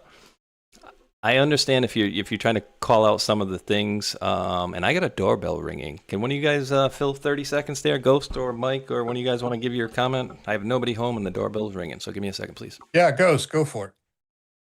Oh, thanks for volunteering me. No, voluntold. I'm leaving it open, and I have made inquiries. I haven't made any inquiries. I'm not going to. As to, I saw a group photo recently of, I think the general was with Tucker and a few others, and they're all on this, you know, what's going on bandwagon. I don't want to do the Tucker Carlson voice. That's funny, but I'll pose this to you guys on the panel here. Is it possible that this is, let's say, intentional, a psyop, designed to either ferret out certain aspects and sentiments of the population to better gauge the numbers? Is it possible? With some of them, I think it's truly where they've gone or have been paid. Most of these folks have a price. You know, Carlson, does he have to toe a line because of financial involvements? I don't know. It's been very interesting and somewhat confusing to me to just observe it at a distance like everyone else and just say, is there something else going on here? Because usually there is. And if folks know the general's background, he's very, very, very, very good with these kinds of things. Is it possible that the general could be using 5GW for himself to get to the root of whatever he is looking for? And like you said very well, look at his record, his positions that he's held. Go back to the Obama years too, and the number that was done on him, which was dirty in my opinion. Okay. I mean, I bought the guy's book, you know, got his challenge coin. I follow his newsletter and everything like that. Am I 50-50 on him? Yeah. There are questions there. But again, he could be running his own op to get down to the nitty gritty of whatever it is his nitty gritty is. We just don't know. For me, it's an unknown. I just don't know. We just have to weather it out and see what happens. That's all. If there is, it would be soliciting what would appear completely naturally sentiments from the public. Correct. Not necessarily towards whether he should run for president, but that question from Patrick Byrne could have been a positive result for them. Could have been. I don't know. I don't know. Then again, you could take it a level higher and say, well, due to other associations, and I'm not going to go into them, is this a bigger game that's even been played since the first month of the President Trump's first time in office? I don't know. I don't know. And I wanted to keep it that way because, you know, you identify everything by actions and not words. So How that I adds think up in people's minds, I don't know. I don't know. I know how it's beginning to add up in mine. Well, but we always, all of us here, myself, you, and Doc, Jeff, at least I think, with our backgrounds, we make our, let's just say, 95% decisions based on what? Evidence. Hardcore evidence. If it's hearsay, theory, blah, blah, throw it out the window. Unless we have hardcore, honest to God evidence, everything else is just hearsay. Hearsay and Right? conjecture. I mean, it's fair. It's a fair answer. Right? And right now, as far as the general's concerned, in my humble opinion, there's none there. None that I can say, yes, this, or no, that. Yep. Right? Because everything has a but behind it. So Yeah, I'm in the same ballpark as that. no, okay. I've met him. Had meetings and with others, sat in on as one of the peers, and I know he's very, very passionate about this country and very steadfast about that. And that's in private, and never demonstrated anything but that. So that's probably one of the foundational reasons why I'm just leaving it wide open and trying to see what everyone else is seeing, and then coming to my conclusions versus what I'm seeing out there. So I'm leaving it open.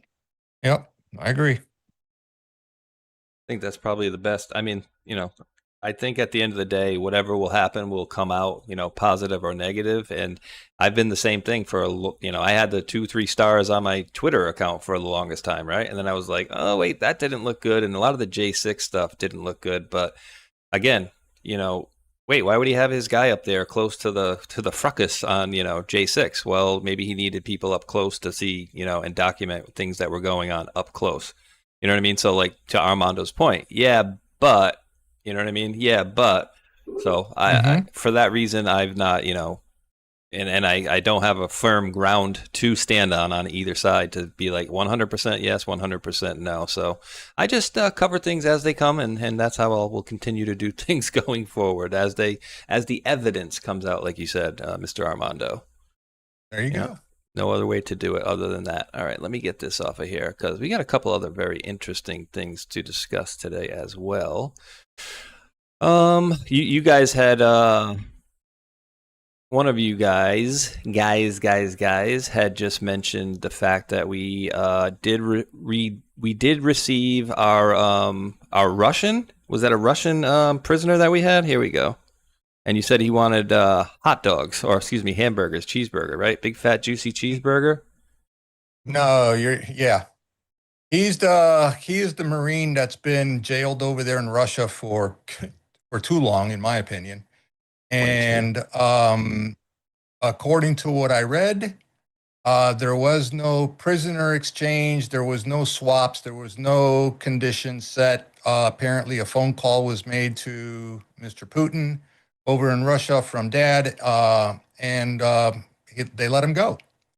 So he's on his way home on an airplane with his mom. They're going over to somewhere in Texas, and he's going to go in for medical care that is much needed from the torture that he was exposed to. Apparently, they had a conversation. He asked him, what can I do for you? And he says, one big fat American cheeseburger. That's what he wanted. Probably would want I probably want a nice fat ribeye or something like that. But yeah, some meat, right? Some sort of beef, something along those. You ever had borscht? Cheeseburger? You ever tried it? What's borscht? Have you tried borscht? I've never heard of borscht. Cabbage soup. Yeah, I had my Russian friend that I worked with for a number of years. He brought some borscht in for me. It's like, it's cabbage soup with sour cream and some other stuff. And I'm just like, brother, you're in America. Like, you don't have to eat like this anymore. hard pass on that one. Yeah, no kidding. I would not be down that road. But you're right, Armando. To the point of nothing. We didn't have to hand them any cash. We didn't have to hand them anything. He just made a phone call. Interesting that Look at the optics of all that. Yeah. Bingo. Ghost is you're on the scent, brother. Go for it. I don't Look at think the that, optics. and if there was any potential of him having any type of long-term medical condition because of treatment over there, I'm sure they didn't want that on their hands. But if it wasn't that serious, or if it's, able to be tended to, I'm sure they'd want it tended to here. But also the optics. There was no negotiation for exchange or anything like that. So that's kind of out of the ordinary. The basketball player, that they got the better deal on that one for sure with the exchange. But yeah, so Merchant of Death. Yeah. Now is this the guy here on the left? He looks very skinny, or is it this guy here? Now, look at the very ending of that, and let's just read a little bit more between the lines without going any further, right? And I'm going to read. It says, "Thank you to my incredible team, including Special Envoy to Peace Missions, Peace Missions Steve Witkoff, Special Envoy to Hostage Response Adam Bowler, Senior Director for Counterterrorism Sebastian Gorka, Jared Kushner, and many others who made this possible. God bless America, President Donald J. Trump." Yeah. Sebastian Gorka, huh? Uh-huh. The Gorkmeister. Senior Director for Counterterrorism. Huh. I haven't seen much. Yeah, I haven't seen much out of Mr. Gorka in a while. Must be busy. he was handling his internet website development stuff and things like that, or your PR guy. Apparently he got a raise, or he got a bump in position. Interesting. Very, very cool. I'll leave it at that. I'm not going to say anymore. Okay. Former SAS. Ooh, Sebastian. So we talk a lot about states' rights versus federal rights, right? Like what can a president do? You guys seen this old gag here? Let's listen. 1 minute here. We can listen to it. It really topped everything by a lot today. Yeah. President Zohran Mamdani said in an interview this week that he was open to being the poster child for socialist candidates.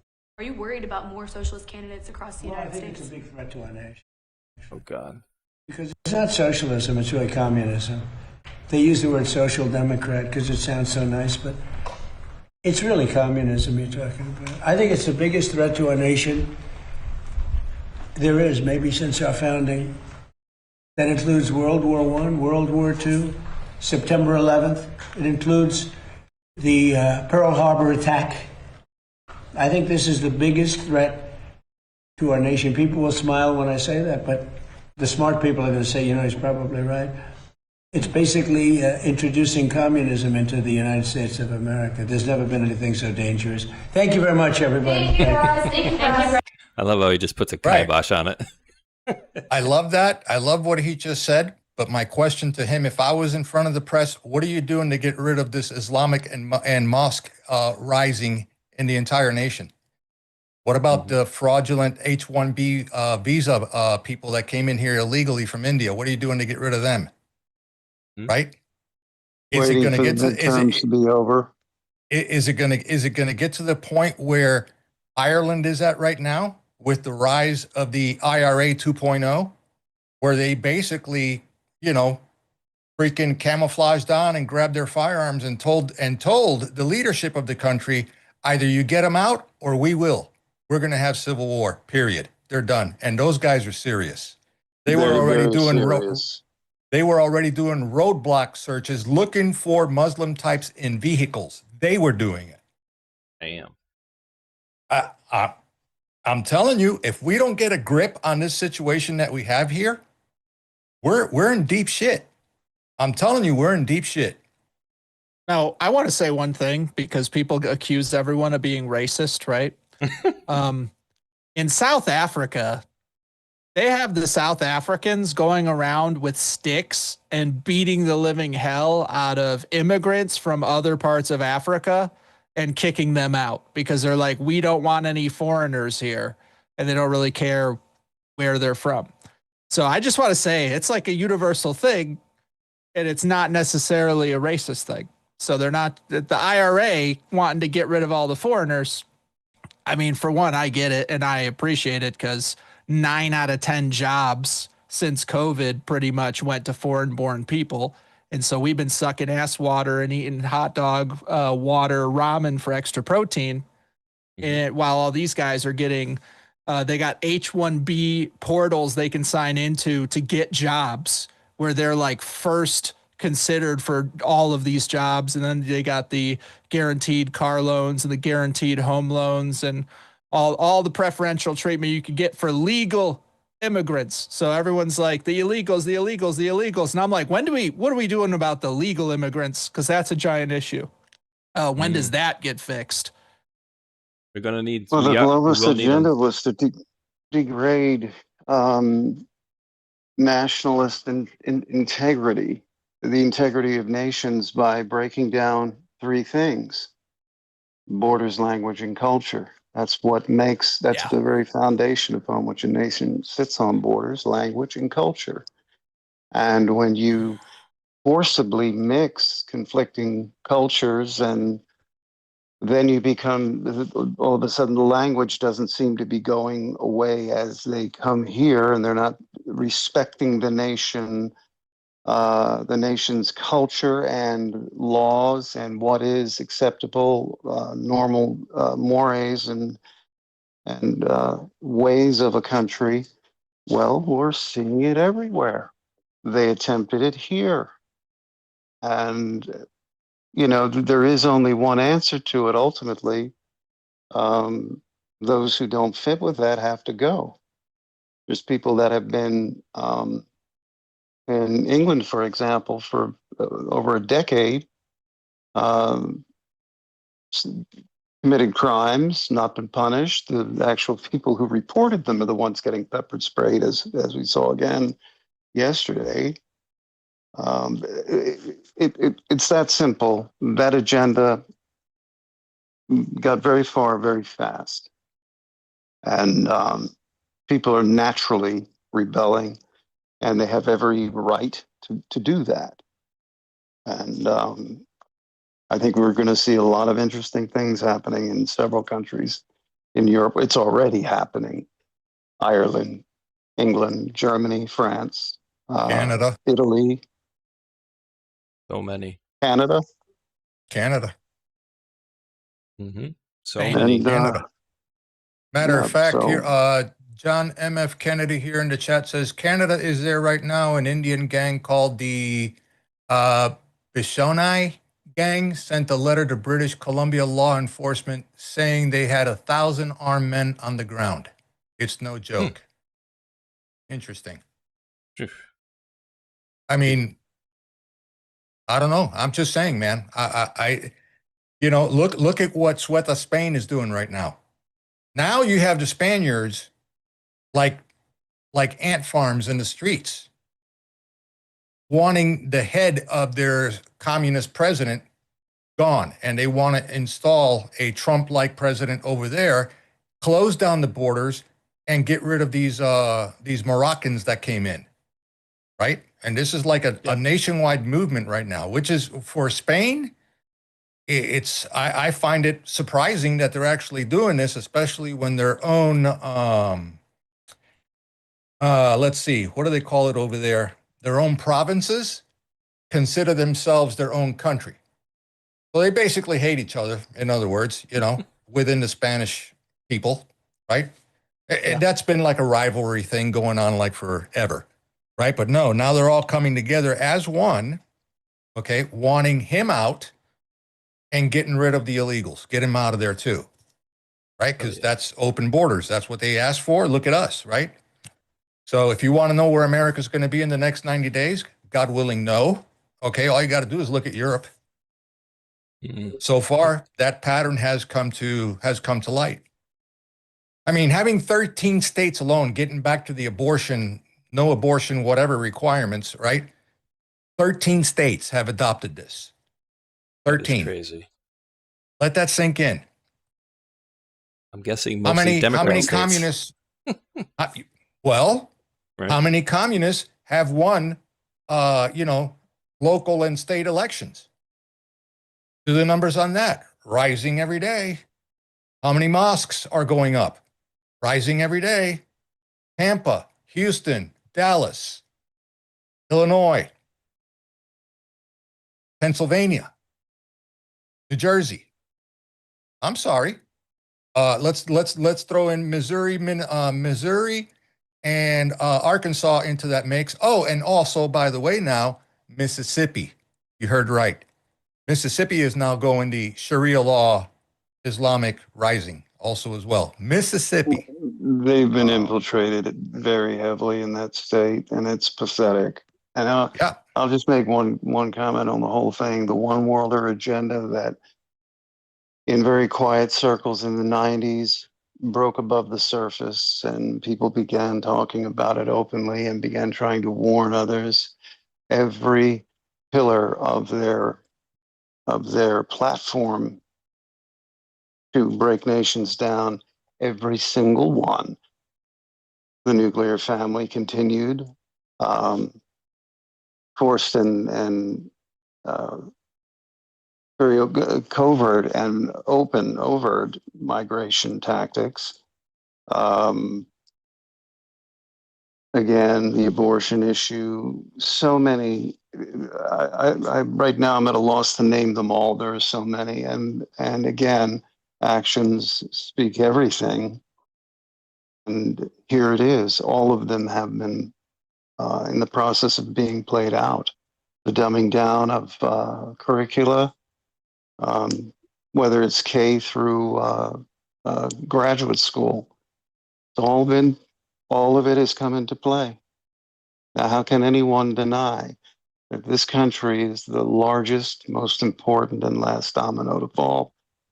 And it's only heating up, and it's heating up and building towards a very interesting next few years, to say the least. But in the end, do I think that agenda will triumph? No, I don't. And we all have a lot of information and reasons why. We've talked about a lot of it, but now it is, no one can refute that. That agenda has hurt this nation and many others. Look what it's done to Canada with their 40 million, give or take, population. And people need to remember the populations of these countries vary from, say, Norway with 5 million plus, Denmark at 5 million plus. I don't know what it is in the UK. They got 140 million, 47 million or something. Could be more than that. It's much easier it was much easier for them to implement these, especially in Europe, because they were already on a path of socialist laws decades ago. And now that I think the good thing about them coming out from, raising their heads out of the muck and saying, this is who we are, is actually a good thing. It's outing them. Look at that guy in Michigan. His name escapes me now. When he said, we've got to do away with football. And then the comments he was making about hating being there, and spoken like an operative who thinks he's not being listened to. Yeah, and we got to get rid of the Second Amendment and replace it with, I don't know, free something for all or some shit like that. I'm like, dude, see, this is the problem. This is exactly the problem. It's going to reach a point, I'm telling you, and again, just my opinion, it's going to reach a point where what I see is just like the UK. What benefit does the UK, I'm going to use them as an example, what benefit does the ruling class have by allowing to give more rights to illegals that want to kill you versus your own citizens, if you will? What do they have to gain by it? Is it a financial gain? No. It's maintaining power. Power and population, yeah. It's maintaining power, period. What do they want to do here? Grab, seize, and maintain power and enslave everybody else, right? Yep. So what is it? Don't tell me Oh, democratic socialist. No. They love coming up with all these stupid ass acronyms about, let's be neutral. How do we phrase the new movement? DSA, Democratic Socialist of America. No. At its core, it's communism. All they did was put a zebra costume over the freaking acronym. At its core, it's still rotten. It's still shit. Okay? Period. And all of this, now mind you, all of this is being fed and influenced by what? Foreign actors? Is there Chinese involvement? Yes. Is there Iranian? Yes. Is there some Russian in this? Yes, also as well. Is there Cuban intelligence behind this? Hell yeah. To the deepest things that you can even think of or comprehend. Okay? They've been at this for 67 fucking years. Is to destroy this country from the inside. And how do you do that? I don't know. Some old Russian back in the day told you, we love co-opting and mind controlling who?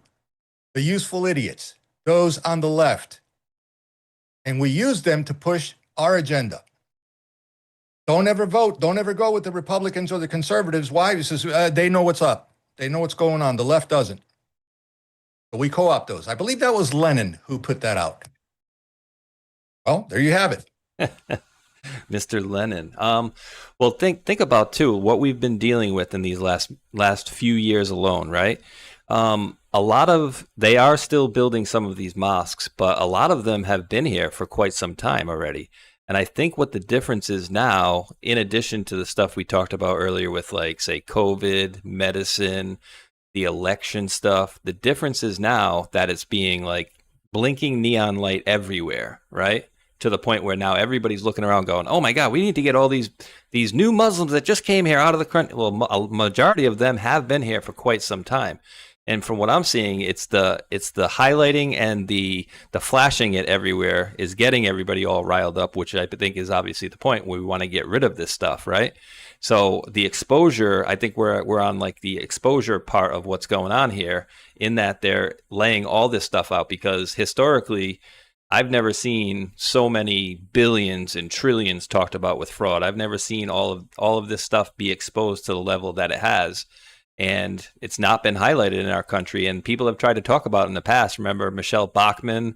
What was McCarthy? Was McCarthyism? Was that about Muslim stuff, or was that about communism? Right? Communism, McCarthyism. Communism. Right. Communism. So the stuff has gone back a long way. But they're now highlighting the crap out of it. I mean, they laughed Michelle Bachmann out of Congress for essentially, saying that, we got a Muslim infiltration going on here. And, they mocked her and made fun of her about it. But clearly she was onto something. But now we're starting to see a lot of the exposure to where a lot of people can actually point at it and say, look, see this now? Now we're starting to see it finally. And before, nobody was even talking about it. Okay, you want me to do the old TikToker first, this one here? Wait, this was an hour ago here. Sorry. That last one I put in the drop there on Marco. All right. I just put it in the private chat. All right. Ooh. I saw that podcast today. Very interesting. Let me read this. Mag Jorge Castro. Any relation to the... None. Okay, good. None. He's a good guy. #now. Rubio foresees a, quote, very different Cuba before the Trump administration ends. U.S. Secretary of State Marco Rubio assured that Cuba will be on track toward a, quote, very different political future before the current Donald Trump administration concludes, and confirmed that the island is a priority for Washington. Quoting Mr. Rubio here, I am certain that Cuba, by the end of this administration or even before, will be on an irreversible path toward a very different future. Rubio said with Katie Miller on her podcast. The head of U.S. diplomacy warned, however, that a system entrenched for decades cannot be dismantled, quote, overnight. And I would say that's, make that... and you and I spoke about the reason why in the green room before we came on, which yes. You don't have to even bring it out here. Ooh, they would love to hear it. Okay, then go for it. I don't care. Well, yeah, we can definitely finish that off. But I would say we could also echo the same sentiment for the United States, not just Cuba. Like, we can't just disable what they've done for decades and centuries overnight, and spoke openly about the need for a, quote, transition and a process to get there. Rubio pointed out that transformations that occurred in Eastern Europe after the fall of communism as a reference, and specifically mentioned Poland, noting that those processes took between 3 and 5 years to consolidate. Quote, Cuba will be on that path, well underway. It has to be. He also explained that Washington's interest is not solely due to his personal ties to the island, but to national security reasons. Quote, I care about Cuba. Obviously, I have a personal connection to it, but I don't work for Cuba. I work for the United States. Rubio maintained that it is in the U.S. national interest to have a, quote, a Cuba that is safe, stable, and aligned with the United States. One of his most explicit statements to date on the scenario Washington expects for the island and the transition process he considers necessary. So, we, like you said, we were talking about it beforehand, and you were saying essentially that it's not just so easy for us to go in there because there are other countries, or let's just say outfits that are that got their hands in the cookie jar. And I was like, well, what are we talking? China and Russia, and you had mentioned how did you put it exactly? What was that quote exactly? You remember that? A little sovereign country over there in Italy. That was it, which was a pretty damn good laser target right over to the Vatican, right? And it's interesting, like, so are they like the main bad guys behind all this stuff? I mean, we talk about Iran and we talk about the UK, but like, who's the final boss? I mean, let's just say that they're the biggest obstacle standing in the way. Probably very well funded too. Obviously, they have tons of cash. You know what I found interesting about the Vatican? This was, I think, in anywhere from 2018 to like 2020, I believe, where they had this thing where they had to consolidate all of their finances like under one roof or something like that. And I forgot, it was called the Holy See something, but they needed to bring all of their assets under one umbrella. So I wonder what that was for. And that was right around the time that they discovered many bones in one of these areas of little kids, essentially, and in some pit, essentially, at the Vatican. But like logistically, what has to be done for us to go in there? Like, it's not a very huge area, right? And I would guess that, the people that are in power are probably consolidated into a specific area. So what would be like the hardest parts that or obstacles that we would have to overcome? Say if we wanted to get in there and lay, I would hate to see it, but like lay boots on the ground and go in there. Like what are the obstacles that we face there? Like do they got booby traps up and stuff like that? Or are they just willing to, go? We know everything that they have. We know everything that they have right now. First of all, okay, so they have antiquated, irrelevant armor, okay? Basically back from the mid-50s, right? It's all Russian, outdated shit, all right? So that's not a problem.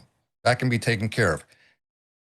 They reported 300 drones. I add another 0 to that. Let's go with 3,000 drones that China sold them. Okay, that have flight capability, those Iranian killer drones, right? They have those. They know where they're at. Okay, they've got them eyeballed. They've already test flown one. The regime did. Okay, so we're aware of what they got, where it's at, and what needs to happen. The challenge that they are facing right now is international current law. Okay, like I said, in the book, in the very beginning chapters, I believe it was chapter 1 or chapter 2 of Vatican Assassins, that book that I talked about a few streams ago, they explicitly tell you right there, the Vatican owns 2 islands. One is Ireland and the other one is Cuba. Why Ireland? Ireland is the biggest and largest population of, what do they call them? Preachers, Catholic Church hierarchy people. Priests, thank you. Highest number on the globe is Ireland, right? When this whole Cuba thing started up, when it first started up about, oh my God, this happened, Cuba might be, the blackouts, Cuba is at a turning point. They may, go kaplutz and we're going to take over. Who was the very, very first one that spoke up? That was the Archdiocese in Miami. okay, spoke up and said the very first thing that needs to happen in Cuba is the reinstatement of the Catholic Church. Above all, above anything else, before water, before food, before medicine, that's the first thing that must be established. You can look it up. It's out there. Okay? Don't take my word for it. Right? They own it. It's theirs. They own it. They've always owned it from day one. You have to overcome that obstacle first before any kinetic action, if need be, happens. And this is another reason why the people are screaming for statehood. Not a territory like Guam or Puerto Rico or anything like that. Not propping up somebody from the island to be their president or have elections, because the older generations, the new ones, first of all, the new generation, they don't want it. They want statehood, period. End of story. No argument, no discussion. They're talking about instilling somebody that is much older. Let's say, I don't know, before Gen X, maybe a Gen X person, right? Those people are more brainwashed and more sold out than the current regime. That's not going to work. The people know it. They know this. It's been 67 years of bullcrap, broken promises, and false dreams, right? They want statehood. It's statehood or nothing, or they're going to die. And right now we have a genocidal situation going on the island. People are dying from hunger, and that's the weapon that they are using against the people. They're starving to death. Look at the pictures that are out there. These people, some of these people walking around, especially the elderly in the streets, okay? They're walking around like the ones that came out of Auschwitz. Skin and bones, literally skin and bones. You got little kids, little girls that are being handed little containers of food, walking around the streets like, whatever, little ones. Just walking around out there, looking for something. You got 14-year-old girls that I've seen on videos eating through garbage piles piled up in Havana, looking for something to eat. That was filmed. These are videos that are leaked to me all the time. They're literally, they're starving these people to death. Videos of another old guy out there, right, asking for medicine. My nephew from America sent me some medications, but I need more, and they're not allowing it in. Right? You can send them money all you want to if you can get it in. Your money is useless over there. I don't care if it's American dollars. It's useless. Why? There's no resources for you to buy because they just don't exist. The regime has everything. They don't get shit. They don't have nothing.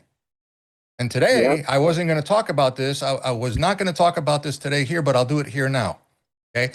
So I got information from what I have left as family down there on the island on the plantation where I grew up on, that because of the shortages of resources and food and stuff like that, now the regime is going out to the countryside, and they're hitting not only our plantation, but all the ones in the surrounding area, getting vegetables, getting, greens, lettuce, whatever, sweet potato and stuff like that they grow there for themselves. And now they're taking their resources that they grow. They're back to the whole 10% rule, right? You keep 10% of what you grow and cultivate, 90% comes to the state. And they're taking it because there's no food coming in. There's nothing coming in, right? So what does that do? That now creates more overwatch physically around my family members, meaning they better have their I's dotted and their T's crossed because they know they're being watched. They know it. So that hampers me as far as communications are concerned. That also hampers me because now I'm scared shitless that if they don't comply, they go bye-bye. That's just where they're at. And that's the harsh reality. So when I hear Rubio talking about it could be by the end of by the end of this administration, or maybe beforehand, I'm like, they don't have the time to wait to the end of this administration. They don't. They just don't have the time. So I'm hoping and praying that it happens way before, like either before the midterms or just shortly after the midterms, because they're not going to make it. They don't have that kind of time on their hands. And I maybe have 5 left over there that are actual blood family. I lose those, I will lose my mind. And that's just where I'm at. Sorry, I'm done. Not at all. Definitely need to hear that.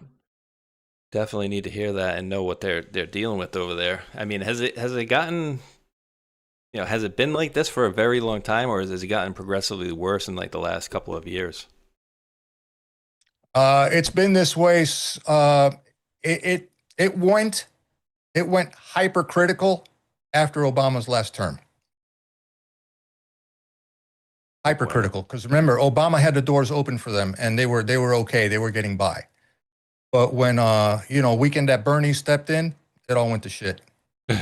For a lot of people, for a lot of different things too, for sure. They definitely need to do stuff, and it's horrible that we see so many things or horrible things happening like that around the world too. So many different countries, but I feel like we should bring them in. Not only because they are so close and they want to be part of us, right? But it's also very good, militarily, and to have them right there as well. We can't have other people that are pushing them to do things or from there as well. So not the best situation, that's for sure, out there, guys. But let's see. Do you guys want to talk about anything in particular, or do you want me to just keep going, pulling up stories? Jeff, go for it, buddy. I had a couple things. Yeah. Sure. So you were talking about earlier the spotlight that's kind of getting shown on a few different things. And it's making people riled up about stuff that's been a problem for a long time, but they didn't really realize it's a problem until it's gotten ridiculous. Yeah. So there's two things in particular. One, and they're both in the culture. So I try to participate quite a bit in the culture wars with like music and the TV stuff and then gaming. And so first off, right now, there are no rap songs in the Billboard Hot 100. Yes. Or sorry, in the Billboard Hot 100's top 40 for the first time since 1990. So this is because of the USAID shutting down. They've been artificially pretending that we have certain like cultural preferences as Americans that we don't, via this like injected money and bot farms and fake purchased books, fake purchased CDs, fake, all this stuff's fake. And so, if you know and talk to people, a lot of people in the Black community, a lot of times they're like what Chris Rock says, like nobody hates the like horrible Black culture things more than Black people. Like they hate it because that's not real. Like traditionally, the Black community in America is very conservative, religious, like that era before the civil rights movement came through and injected communism and all this bullshit. And then they kicked dad out of the house, they kicked God out of the house, and then they put headphones on with this garbage rap ghetto crap.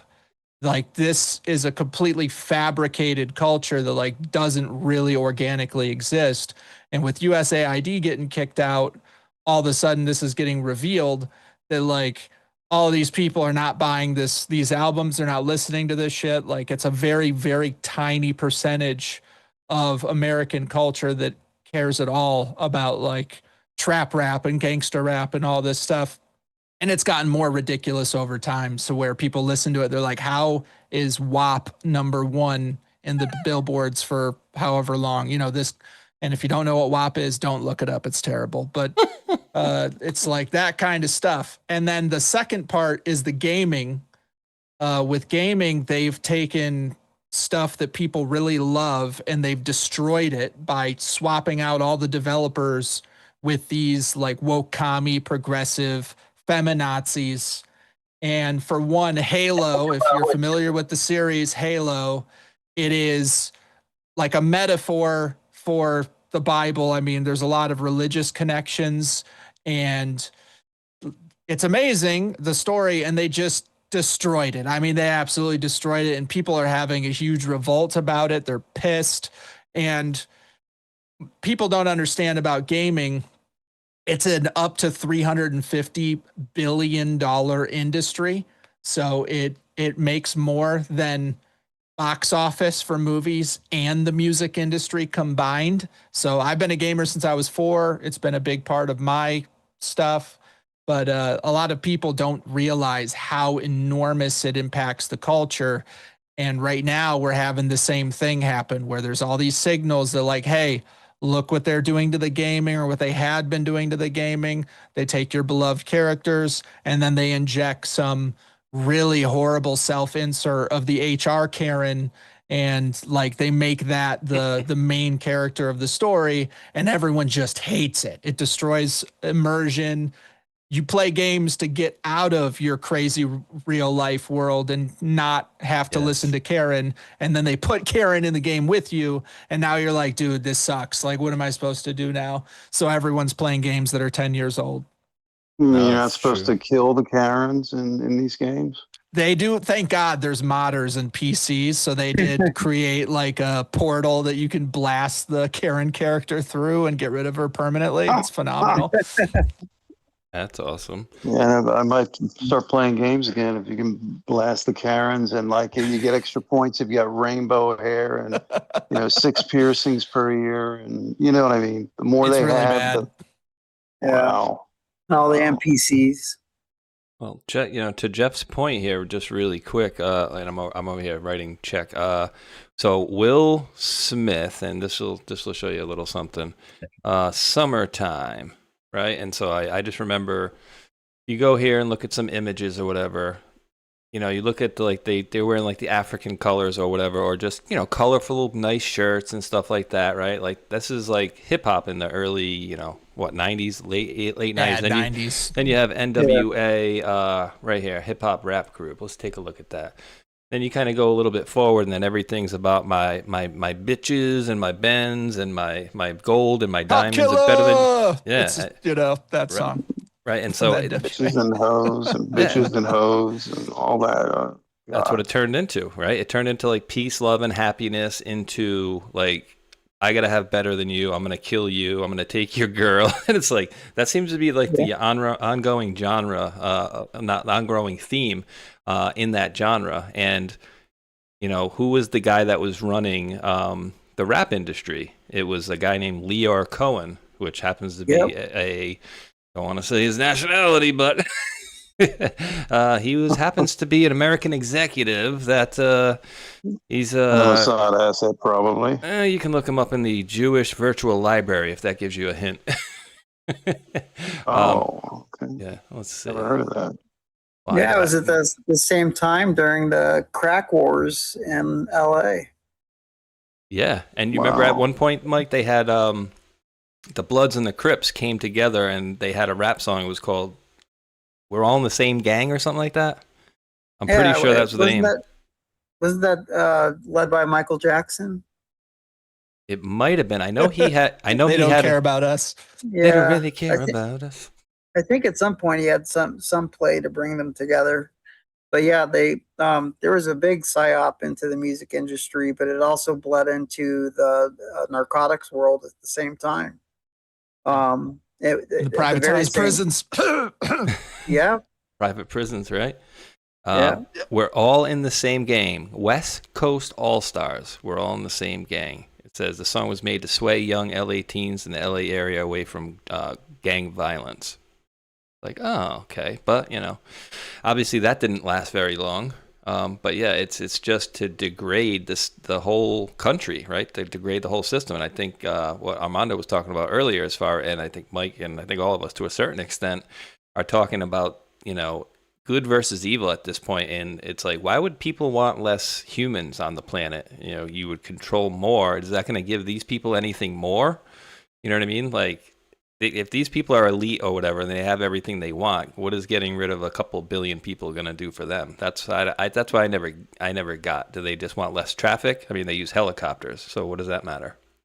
Well, they're specifically getting rid of the productive people too. Just to be very clear, because we're subsidizing stupid around the world. Like that's been a normal thing. The absolute least productive people here and abroad, we're doing everything in our power and spending unlimited money to help them comfortably breed so much. It's like crazy. But then here, everyone's dying, paying their own way, and they're making it harder and harder and harder. So people will just give up and buy a cat. I'll go get an They want like Jeff said, they want people stuck at home playing Xbox, okay, on full dependency, getting free shit from everywhere, free groceries, free this, free transportation, free everything, even free rent, squatting privileges, right? Take your house. No, that's now mine, right? You get out. Crazy. Right? Yeah. Less population, more control, more dependency from government handouts. Again, communism. Space. Same thing. Check your phone. Look at your screen, sir. My wife. Okay, is that it? Okay, yeah, there you go. I don't play around, dude. Get them right up there. Boom, boom. I know. There was a second one just sent to you. Also, is that the second one that was sent? This is the one that you put into the Discord, and then I get the other one. So that's the first one, and then I'll get the other one. The secret meeting that changed rap music, and I can't read the rest of it. But... That's the one I got on the screen now. So that was that one. Okay. I think she sent me two, maybe two of this. Okay, hold on. It's just two from the. It looks like maybe the same topic from two different websites, perhaps. Let me see. I'll pull this one up as well, just so we have it, just in case. Go down to the bottom here. There we go. Bing. Hip hop is red. Secret meeting that changed rap music and destroyed a generation. You want to go to the other one? I think it's the same thing, and the second one was the original article. Oh, okay. I gotcha. Let's see. More than 2 decades ago, the notion of the alleged meeting described as a secret meeting that changed rap was first floated in a blog post. According to the anonymous source, 25 to 30 movers and shakers in the music business conspired together. Oh my. In 1991, conspired together to create a prison pipeline of sorts through rap music. While some subgenres of rap, like gangsta rap and hardcore hip-hop, are known for violent themes and imagery, rap as a whole is not inherently violent. Many rap artists explore a wide range of topics, including social commentary, personal experiences, and storytelling, without explicitly glorifying violence. Some studies suggest a correlation between exposure to rap music and certain behaviors, but a casual link between music and violence has not been definitively proven, according to Erasmus Universiteit. Okay.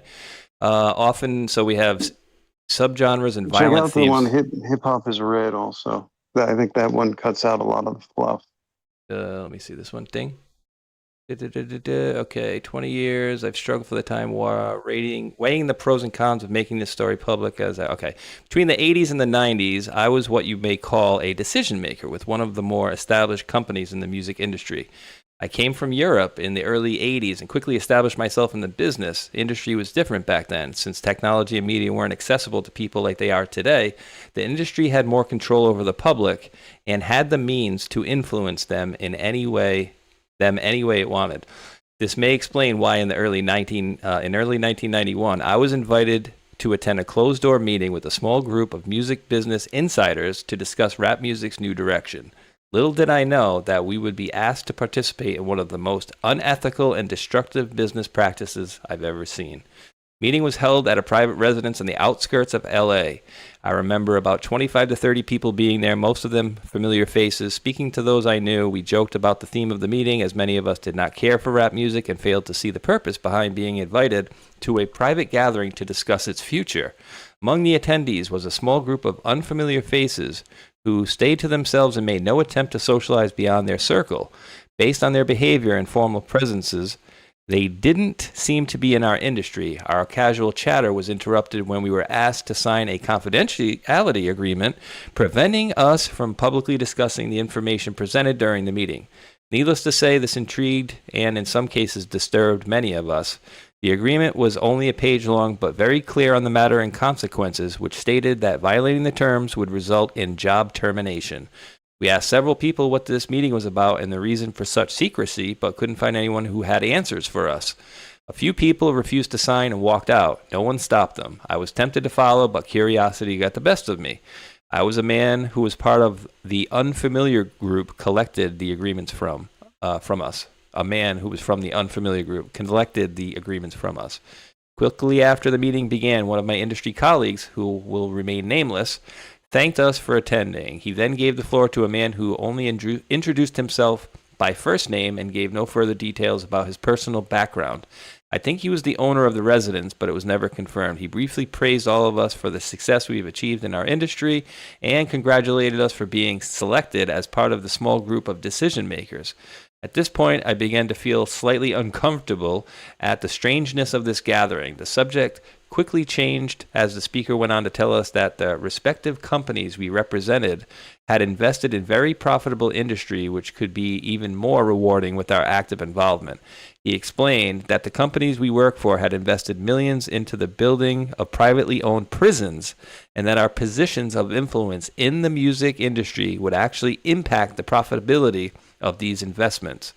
I remember many of us in the group immediately looking at each other in confusion. At the time, I didn't know what a private prison was, but I wasn't the only one. Sure enough, somebody asked what these prisons were and what any of this had to do with us. We were told that these prisons were built by privately owned companies who received funding from the government based on the number of inmates. The more inmates, the more money the government would pay the prisons.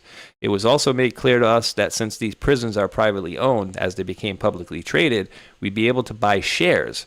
Most of us were taken back by this. Again, a couple people asked what this had to do with us. At this point, my industry colleague, who had first opened the meeting, took the floor again and answered questions. He told us that since our employers had become silent investors in this prison business, it was now in their interest to make sure that those prisons remain filled. Our job would be to help make this happen by marketing music which promotes criminal behavior, rap being the music of choice. He assured us that this would be a great situation for us because rap music was becoming an increasingly profitable market for our companies, and as employee, we'd also be able to buy personal stocks in the prison. Immediately, silence came over the rooms. You could hear a pin drop. I remember looking around to make sure I wasn't dreaming and saw half the people with dropped jaws. My daze was interrupted when somebody shouted, "Is this a effing joke?" At this point, things became chaotic. Two of the men who were part of the unfamiliar group grabbed the man who shouted out and attempted to remove him from the house. A few of us, myself included, tried to intervene. One of them pulled out a gun, and we all backed off. They separated us from the crowd, and all four of us were escorted outside. My industry colleague, who had opened the meeting earlier, hurried out to meet us and reminded us that we had signed an agreement and would suffer the consequences of speaking out about this publicly, or even with those who attended the meeting. I asked him why he was involved with something this corrupt, and he replied that it was bigger than the music business and nothing we'd want to challenge without risking consequences. We all protested as he walked back into the house. I remember word for word the last thing he said, quote, "It's out of my hands now. Remember, you signed an agreement." He then closed the door behind him. The men rushed us to our cars and actually watched until we drove off. Wowza. So I think that probably got the sentiment of what we wanted to get across here. But, dude, I had never even heard that story or seen that story. I mean, I assumed a meeting like that happened somewhere to make what we experienced happen, but wow, do we know who this guy was? That pretty well. Nani. In those days, it would have been probably agency. Think so, huh? Either that or allowed to be, and let's say a representative of something apart and supranational. But either way, and there's always been that argument of whether violence in films and in music, affects the culture. Of course it does. It's common sense. And I'd like, this would be an interesting question let's see if I could be honest.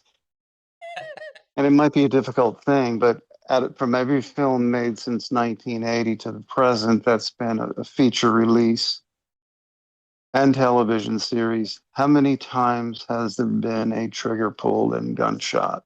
I think that I think that number would be staggering. Wow, that's so. crazy. I have a question based on music. Maybe you guys know. Sure. Whatever happened to rock and roll? MTV. That's the whole thing. They suppressed rock and roll because it's like awesome and good American culture. And then they propped up gangster rap in place of it. So that's 100% what they did. The only rap that I like is Tom McDonald, period. There you go. Just going to put it out there. Yeah, phenomenal stuff. Let me see. I'm being told here that there is some hey with these prisons. So I'm actually being let me read this another paragraph here because there's some more interesting stuff here. As the months passed, rap music had definitely changed direction. I was never a fan of it, but even I could tell the difference. Rap acts that talked about politics or harmless fun were quickly fading away as gangster rap started dominating airwaves. Only a few months had passed since the meeting, but I suspect the ideas presented that day had been successfully implemented. It was as if the order had been given to all major label executives. The music was climbing the charts, and most companies were more than happy to capitalize on it. Each one was churning out their very own gangster rap acts on assembly lines. Everyone bought into it, consumers included. Violence and drug use became a central theme in most rap music. I spoke to a few of my peers in the industry to get their opinions on the new trend, but was told repeatedly that it was all about supply and demand. Sadly, many of them even expressed that the music reinforced their prejudice of minorities. I officially quit the music business in '93, but my heart had already left months before. I broke ties with the majority of my peers and removed myself from this thing I had once loved. Took some time off, returned to Europe a few years, settled out of state, and lived for a quiet life away from the world of entertainment. As the years passed, I managed to keep my secret, fearful of sharing it with the wrong person, but also a little ashamed, not having the cojones to blow the whistle. But as rap got worse, my guilt grew. Fortunately, in the late 90s, having the internet as a resource which wasn't at my disposal in the early years made it easier for me to investigate what is now labeled the prison industrial complex. Now that I have a greater understanding of how private prisons operate, things make much more sense than they ever have.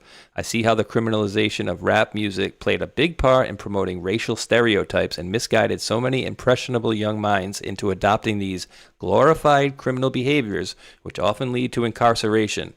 20 years of guilt is a heavy load to carry, but the least I can do now is share my story, hoping that fans of rap music realize how they've been used for the past 2 decades. Although I plan on remaining anonymous, my goal is to now get information out to many people as possible. Wow. That was a while ago, too.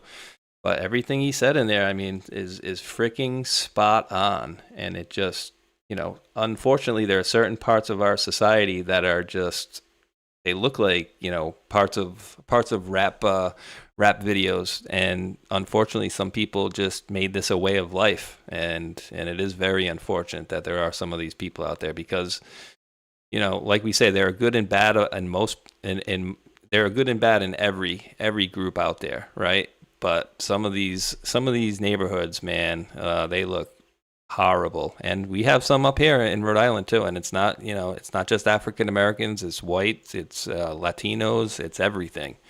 It's super nasty what they did, but we've all been kind of psyoped in that respect. But guys, if you guys have any more comments on this, please let it fly. But I have a question for you guys, or rather a statement that I would love to hear you guys make a comment about, which is some Momo that I know made this statement to me.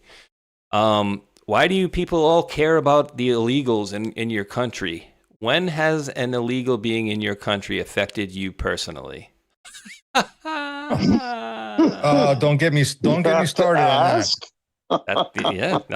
I got you started. But that's the mindset of these idiots on the other side. It's like, they're not bothering anybody. What are they doing wrong? They don't affect your life at all. I'm like, oh God. No, not about at all. inflation, jobs, how, you want me to keep going on? About wallet and cost of incarceration for the criminal element involved. That's just the start. How about taxes and accountability? That's what I mean. Yeah. How about that? All the extra benefits. Like when I started out early, Jeff will know, when I started out in my very, very early humble beginnings, right? Of one microphone with a laptop, just doing not even video, because I couldn't afford a camera at the time. So it was just a audio podcast, right?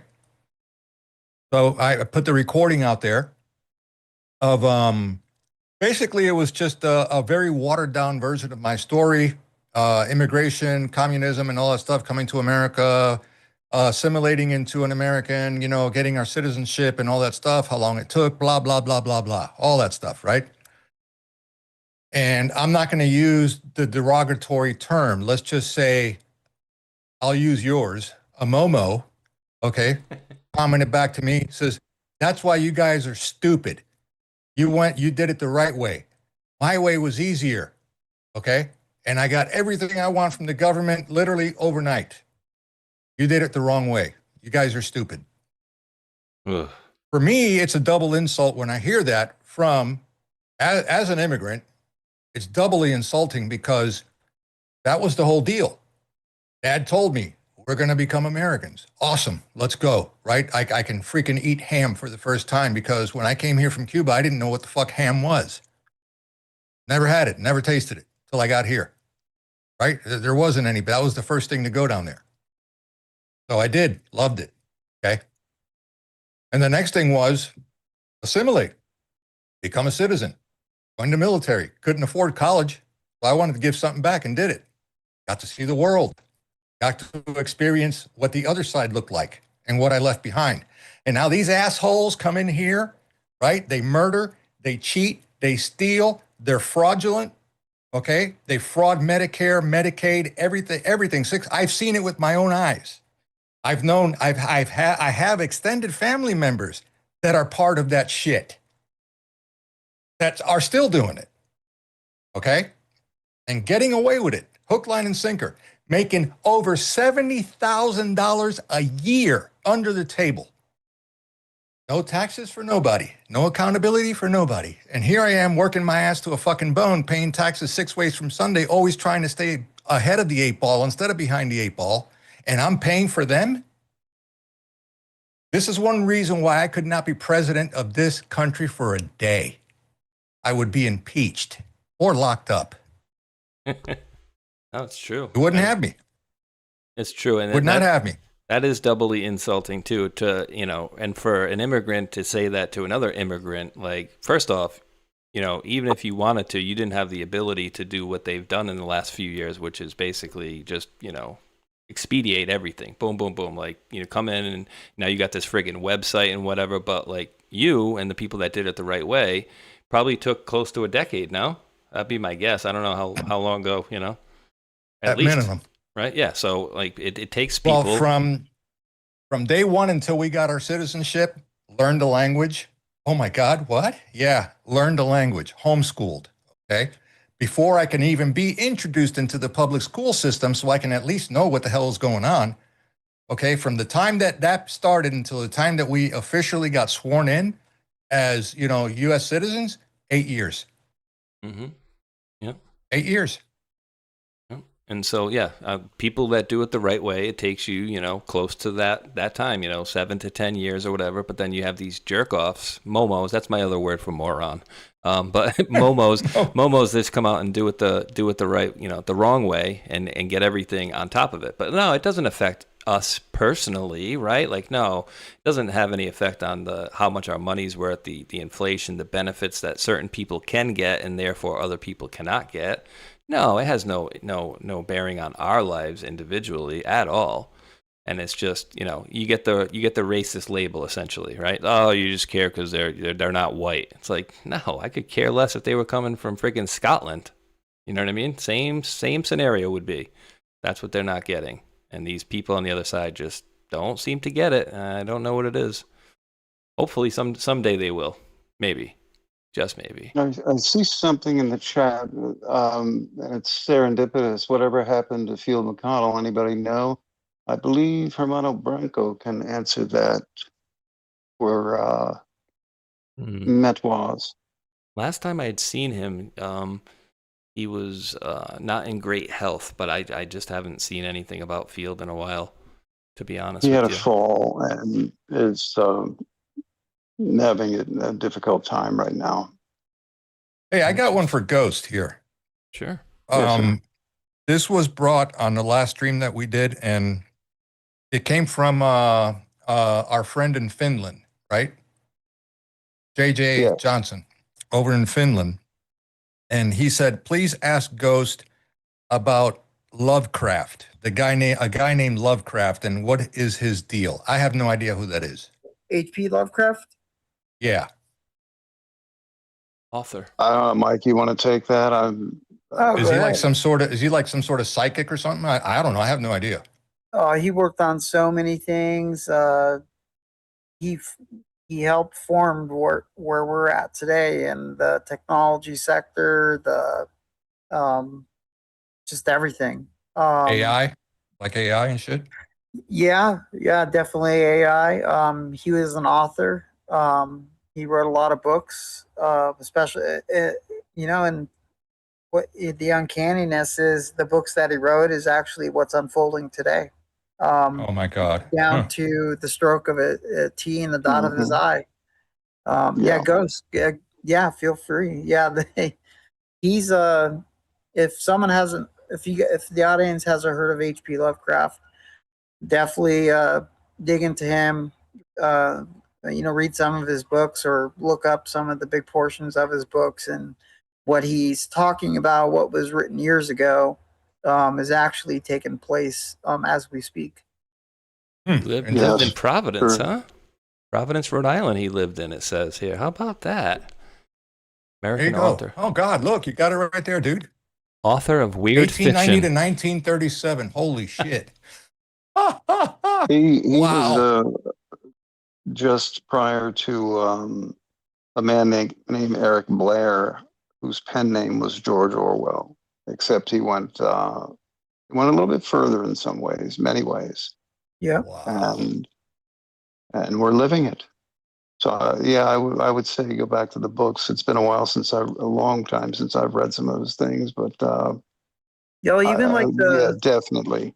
Yeah, even when he talks about societies governed by recording devices, it goes into with what we're looking at with flock cameras and Surveillance state. yeah, surveillance state. If you look at England, England is falling apart. It's there's all these.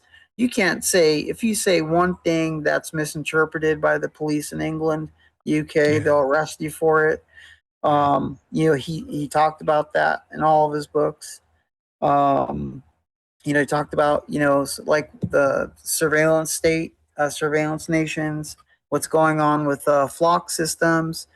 And what interesting about flock is actually losing a lot of deals with cities and counties and states, and Axion is taking over.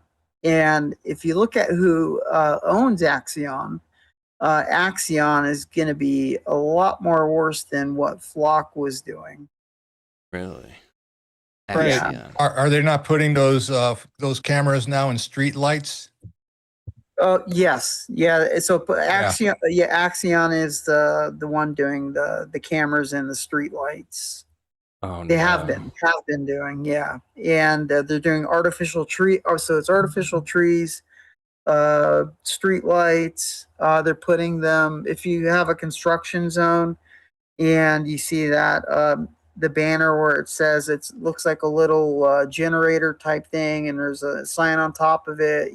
Left this way, or right behind it. There's these Axion cameras that will run your license plate, checks out who you are, takes a picture, records the video of the driver, passengers, the little stickers on your cars, and when it runs the license plate, if there's a warrant, if there's a FTA fail to appear, or any other type of warrants, it automatically gets sent over to the sheriff's or police department or the highway patrol for them to actually pull you over, or follow you to your destination for them to arrest you. So it's they're pretty diligent in what they're doing. Wow. And I'm happy about the blowback societally with these things, and that certain municipalities and counties don't want to be a co-litigant for liability with whatever may come, what has already come from these cameras in many ways. As many policemen I see every day, as many policemen as civilians don't want them. Policemen are saying we don't need them. However, let me posit this. Let's say that they have a temporary use, and that temporary use would enable certain things to be facilitated rather rapidly and incredibly efficiently with AI compared to what the prevailing presumed intention is. I would give that a thought to say that when their use was no more, then laws and the normal process that would be aided, legal processes would be aided then from, let's say, a very quiet spaces that would then render them removed or severely limited. And that's honestly what I believe that this is. Coming into the age we are now with the changes that AI will represent, again, monumental, rapid, I think we're going to see certain things like this probably come and go. But while they're here for certain actions used for the right reasons, and companies may not be in on this agenda, but again, companies are played all the time, just as they play the public all the time. Yeah. So it's something to consider, because if you're going to make rapid moves and important ones, they'd only help the process. Why not use it to track down terrorists, criminals, people that start forest fires, That's people that get what I'm stabbed in the saying. neck, Well, Yeah. so it does. So in the flock systems and the axions, they have AIs in there, and AI's doing all of the digital the work on the cameras. And so that goes back to a third party organization, which is not affiliated with law enforcement or the county or the state or the federal government. It's an independent organization who now has access to your personal information and now has access to your DMV records, access to your credit cards, whatever, essentially anything, it will have access to it. And it's not just that they're, these cameras are in highway sections. Now they're being posted up in malls and big city dining eatery areas, and so it's everywhere. And there's actually been a lot of arrests that were made that were actually falsely created by these systems. And so when the report goes in, this independent, whoever this, I don't even know who the independent organization is right now. I do know they're working with a couple of them, so anyways, the independent organization sees the referral from what the AI agent has pulled up on the camera, and say it gets a cross reference to a person who stole a package or is on a bond, failed to appear, and the bond is no good for trial, the court. And so it would flag what it does, it flags law enforcement, lets them know, like, hey, this person looks 95% like this person, which is Shelley, but the person with the warrant is actually is Isabella. But Isabella and Shelley look alike somewhere in Clarksville, Tennessee, just an made up town, Clarksville, Tennessee. So Clarksville PD comes down and arrests Shelley on a 95% photo match lineup through that independent third party criminal referral sent over to PD, saying that, yeah, this person stole a package. So that person gets a summons, a citation, or arrested, and they're falsely arrested, of course. And then the other another sector is a lot of not a lot, but there's been law enforcement officers, city employees being caught misusing these systems for their own personal gain, watching their ex-wives, ex-husbands, girlfriends, even celebrities. There was actually a deputy sheriff that was caught stalking a known celebrity, and and he was using the flock camera system to stalk that celebrity. Jeez. And ultimately he wound up getting, I think he got fired, but it's there's quite a few police officers that have been fired, I think within the past couple of days, just recently as well. So it's a For big thing. abuses. Yeah. So doesn't that open up some sort of lawsuit opportunity? Let's say you get falsely arrested and we're sorry, you're not the real one. Oh, big time. They're already in the works, and that's why municipalities and counties are saying no to it, because they don't want to be co-litigants in these cases. And okay. That just drives up the cost of their insurance for the municipality or the county, and believe me, they want to keep, that's a very big premium, and they want to keep that as low as possible. So the smart ones are. I dropped a picture of a video that a gentleman put out to space in the group chat. And what this guy does, I wish I had the link, I couldn't find it.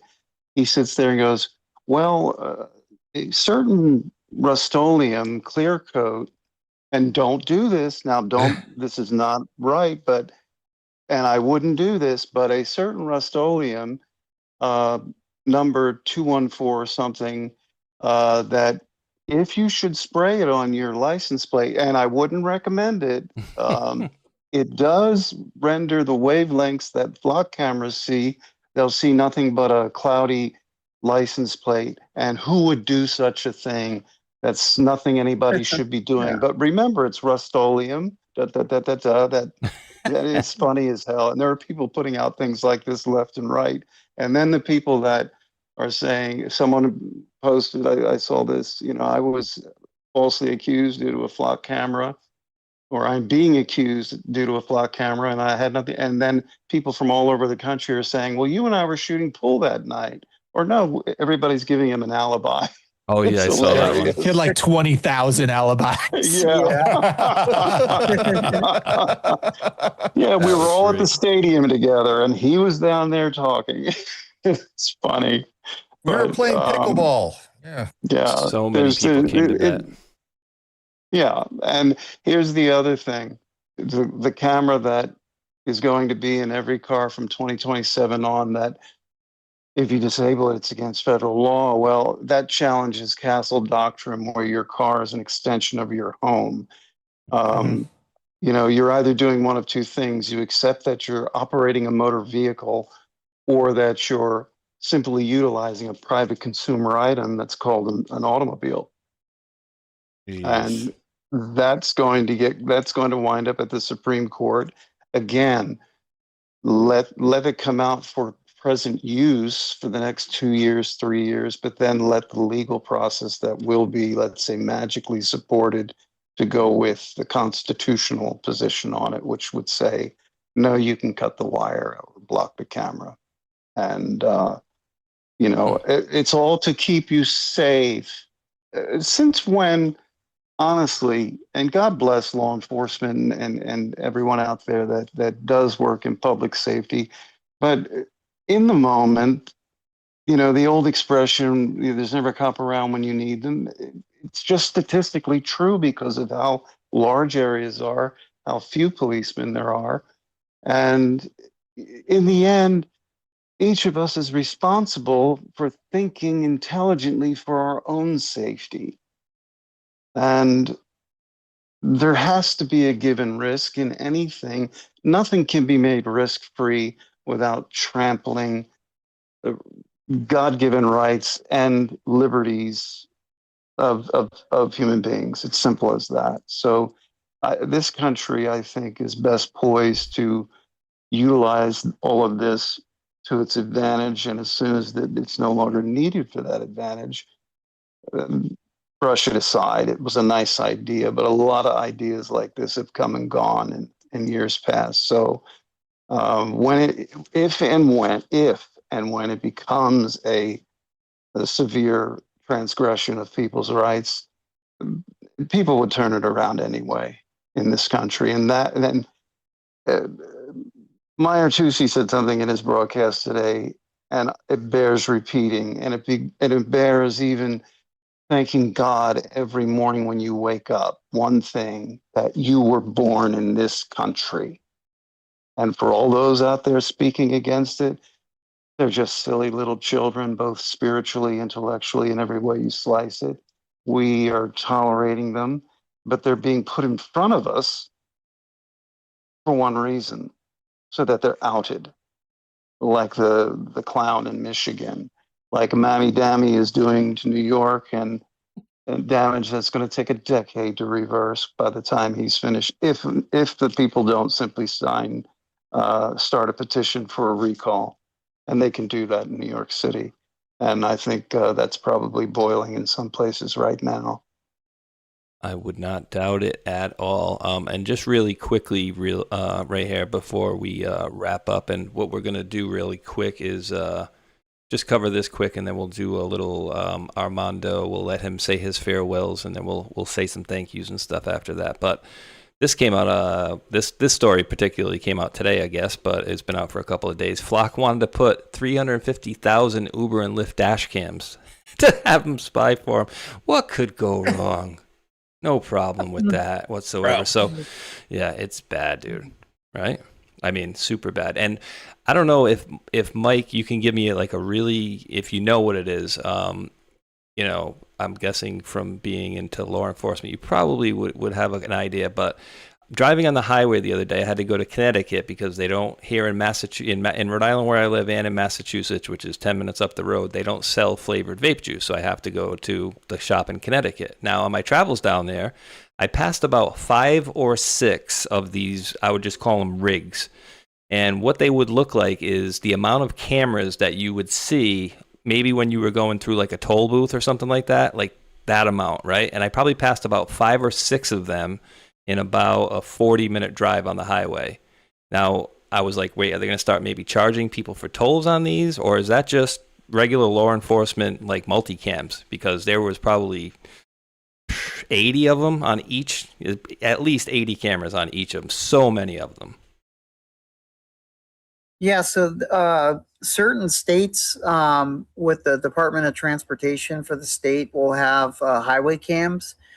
And those highway cams it's only, I think it's like 13 to 15 states out of the entire country, maybe a little more, have operational 24/7 point to zoom highway cams, 360. So 360 degrees, these cameras can go anyways, and standard forward-looking cameras. But there has been incorporation of flock cameras and Axion and others into the Department of Transportation as a means of where it falls under the National Defense Authorization Act. Oh, wow. In the subsection where it's, for national security of the country, if they're looking for like a 5-star, GTA, wanted guy who stole a truck with a nuclear explosive on it, that's what they're saying they're there for. But obviously they're doing a lot more nefarious means. And it allows civilians and officers. So you have officers, then you have civilians, and then you have federal agents, and then you have civilians of the federal agencies who have access, including military too, and who have access to these cameras. So you can hunt down whoever you would like to at the cameras, follow them, and not to mention hackers who could readily hack into the camera systems very easily from what I've seen. And just put out there, if you're a psychopath serial killer who is a very good savvy hacker, that would help finding your victims a lot more easier, unfortunately. Right. And and then again, all of this information, is spread throughout independent organizations. It doesn't directly go into the police department, doesn't go into the state highway patrol, it doesn't go into the FBI. It goes into a company. A company could be in Africa. If you look at the Meta glasses that have cameras on them, there was a company in Africa that was managing all of the cameras that were on the Meta glasses in it.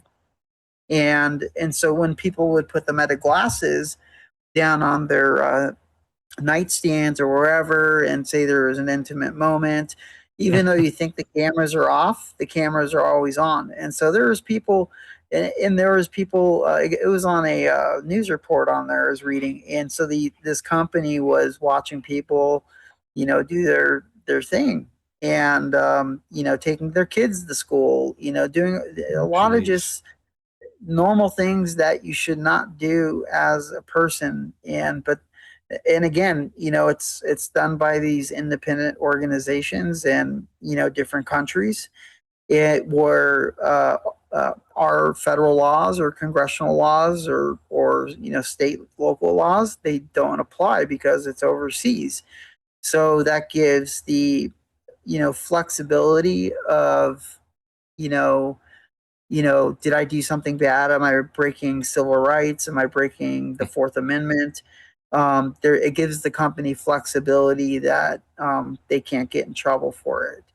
And so, that's why a lot of these cities like Los Angeles is saying no to, flock. And a lot of other cities are saying no to the cameras because it's creating a lot of, unjustified intrusion of privacy, unwarranted, surveillance that shouldn't be happening. And when you're using surveillance, there's certain laws, whether it's electronically, whether it's done by human, that you have to follow these laws to the letter when you're doing surveillance, or else you could go to prison, big time. So like here in California, if you're speaking to someone over the phone and you record them, and you don't tell them that you're recording them, you can go to jail for that. And so so if you're talking to somebody in California, and you record them, you have, by the letter of the law, you have to let them know that you're recording them over the phone. And now with cameras in place, it's if you have a Ring camera and you're on a telephone call, or if you have, there's all these little barriers that these companies are trying to make a quick buck to get away from getting in trouble. And it's so say your vape juice is illegal in Rhode Island and you go down to Massachusetts to go get it, and say it is Flock or Axion, and it records you on a weekly basis, and you're going down to the smoke shop, your same smoke shop that you go down to every day. Well, then it can, what it'll do is it traces your outline of travel for the past week, 2 weeks to a month, and then it puts together a case on you, and then it'll refer that case to a criminal investigator, and that criminal investigator will be like, well, hey, you've been transporting 1,000 pounds of nicotine through Rhode Island to Massachusetts over the past 6 months. And the reason we got the amount of 1,000 pounds is because of the amount of times you went and how many times you bought your vape or your cigarettes and transported it back. And so they're just stacking up everything, and then they go after somebody, and it's fruitless. It's very fruitless. And it shouldn't be happening. 100%. I absolutely agree. And maybe to Ghost's point, we need them for a little bit longer, but not too much after there. And guys, green lasers, don't use them. Definitely don't point green lasers. I heard that they damaged the flock, so we definitely don't want to do that. Especially 460 nanometer or 5,000 milliamp blue lasers. You don't want to use those. Yes, definitely not. The last ones you want to use. But we do have one school child with us that we have to we have to let him get out so he can prepare to get to the battlefield tomorrow morning. But Mr. Armando, the Indoctrination Center. Please tell the folks, and by the way, Armando's channel links and as well as Jeff's are in the description box of all the videos. Actually, Jeff's are not in YouTube. I will add that in a second, but on every other platform. And please let the folks know any final thoughts and when you're going live next Thursday, 7 p.m. This coming Thursday, 7 p.m. to 10 here on Rumble, Truth Table News World. Just wanted to give a big shout out and thank you to the family here in the chat, especially the mods. Great job as always. Thanks for having me back. Really enjoy Tuesdays here with you guys. And that's pretty much it. So Thursday, 7 to 10 on Truth Table News World. We're going to have a nice one this Thursday again, right? So make sure you tune in, follow, like, whatever, buy me a rum and Coke. I don't care, whatever. Anyway, it's all good. Thank you guys for having me out. Jeff, brother, good to see you. Doc Mike, take care. Ghost, like I said, I got a heavy day tomorrow back at the Indoctrination Center. So say a prayer. I don't know, I will, brother. Hell yeah. See you guys. Take care. Hey, later, brother. Man. Later, brother. All right, man. Be good. Alrighty, so let me do a couple of thank yous here, and I think we had some unbeknownst challenges going on in the chat. In the chat, I just pinned somebody's comment on accident there. There we go. So I got to these. Patriot Chick dropped the $5 super chat on YouTube and says, quote, Spaceshot has the best Patriots here on YouTube. Challenge made, challenge accepted, and then says Rumble, double question marks. Hug emoji, heart emoji, pray emoji, $5. And so I think that was a challenge made. And then Mr. MacGyver came in and dropped another $5 and says the YouTube chat is the best chat. They're like, no, the Rumble chat's the best. The YouTube chat's the best. Let's see. Then Blue Eye Bandit came in on YouTube and says, dropped $5 and says, at Blue Eyed Bandit 17, thank you, gentlemen. Well, it says from Blue Eyed Bandit, excuse me. Thank you, gentlemen, and thank you for that. And then Jim VK dropped a $1 holler on Rumble and says, they have pushed too many people that the only path is a new crusade. We have to stop accepting and take control of our areas. Yeah, and that's something that General Flynn has talked about in the past. Local action, national impact as well. So that's one of the positives that I liked.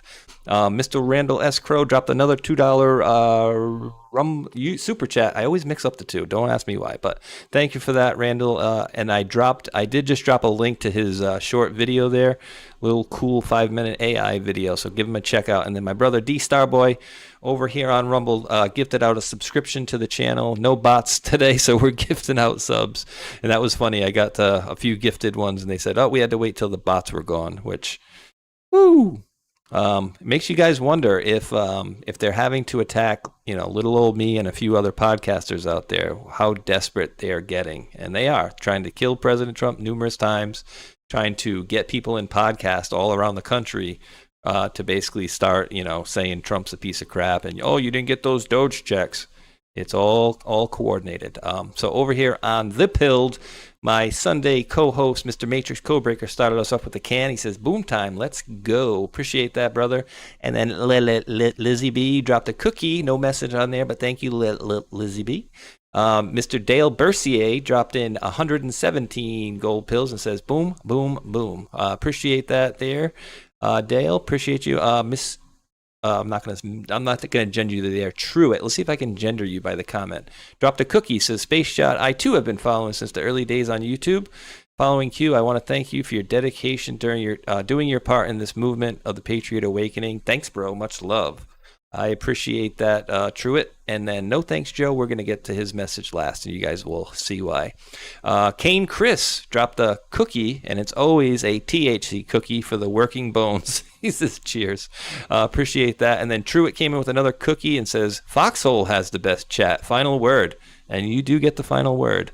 Any other ones, we'll have to go on to the next ones there. And the last but not least, I always like to leave no thanks Joe's comments for the end. Gifted a cookie. He says, hey, jump shot from space 76. Hope all is well, and I appreciate your determined diligence as to decipher details and declass and comms, as well as dispute daft, delusional, dumbfounded dummies declaring nothing is happening. Thanks for your work, and God bless and be safe. Always love his comments, and you guys can see why clearly there. Yeah. Great folks out there that we have in our movement. And I will remind you guys all that, by the way, we all kind of just want the same thing, right? We just want our country back, and we just kind of want to be, we just don't want to be harassed and pushed and, pushed in these different directions as they've been doing to us for many, many years over there. Mr. Jeff Davis, I gotta get over there and make sure I copy all of your links over there into the YouTube chat. But if you want to let folks know any final thoughts and when you're going to be going live next. Absolutely. Thank you so much, first of all, for inviting me back. I know you said you were talking about the local action and the national impact. I am in the local Tea Party, and I just moved, so I'm going to be doing some events for the local politics up here, but I'm still in that Tea Party. And that is on Tuesday nights. So I'll come around, but I just can't be like every week because I do other stuff outside of here for that. But for my next live, I go live Monday through Friday at 12 p.m. Eastern time for my weekly daily Thoughtcast. I also do game streams. I also do panel shows and stuff at some nights and some wild card stuff. I had Armando up for a cigar on the deck stream. That was a lot of fun. Really good stuff.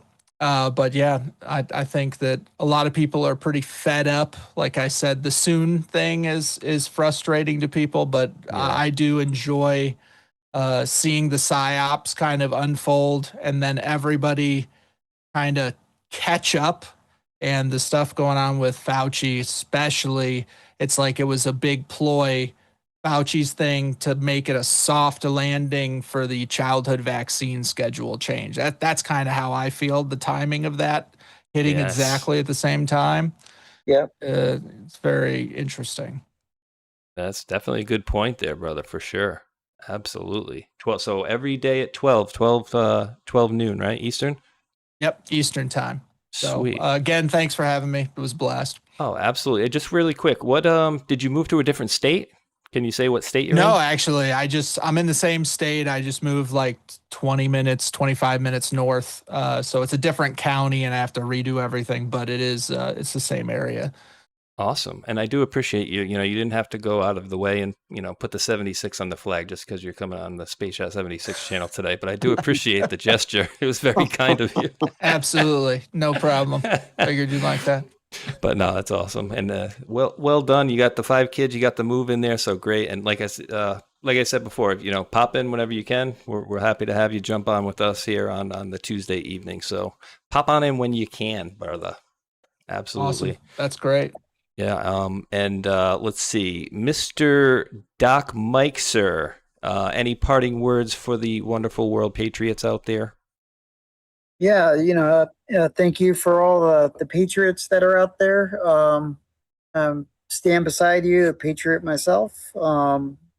Looking forward towards retirement here coming up, and heck yeah, looking for the next section of life, what I'm going to do, and that'll be part of helping my beautiful wife recover when she has her heart transplant.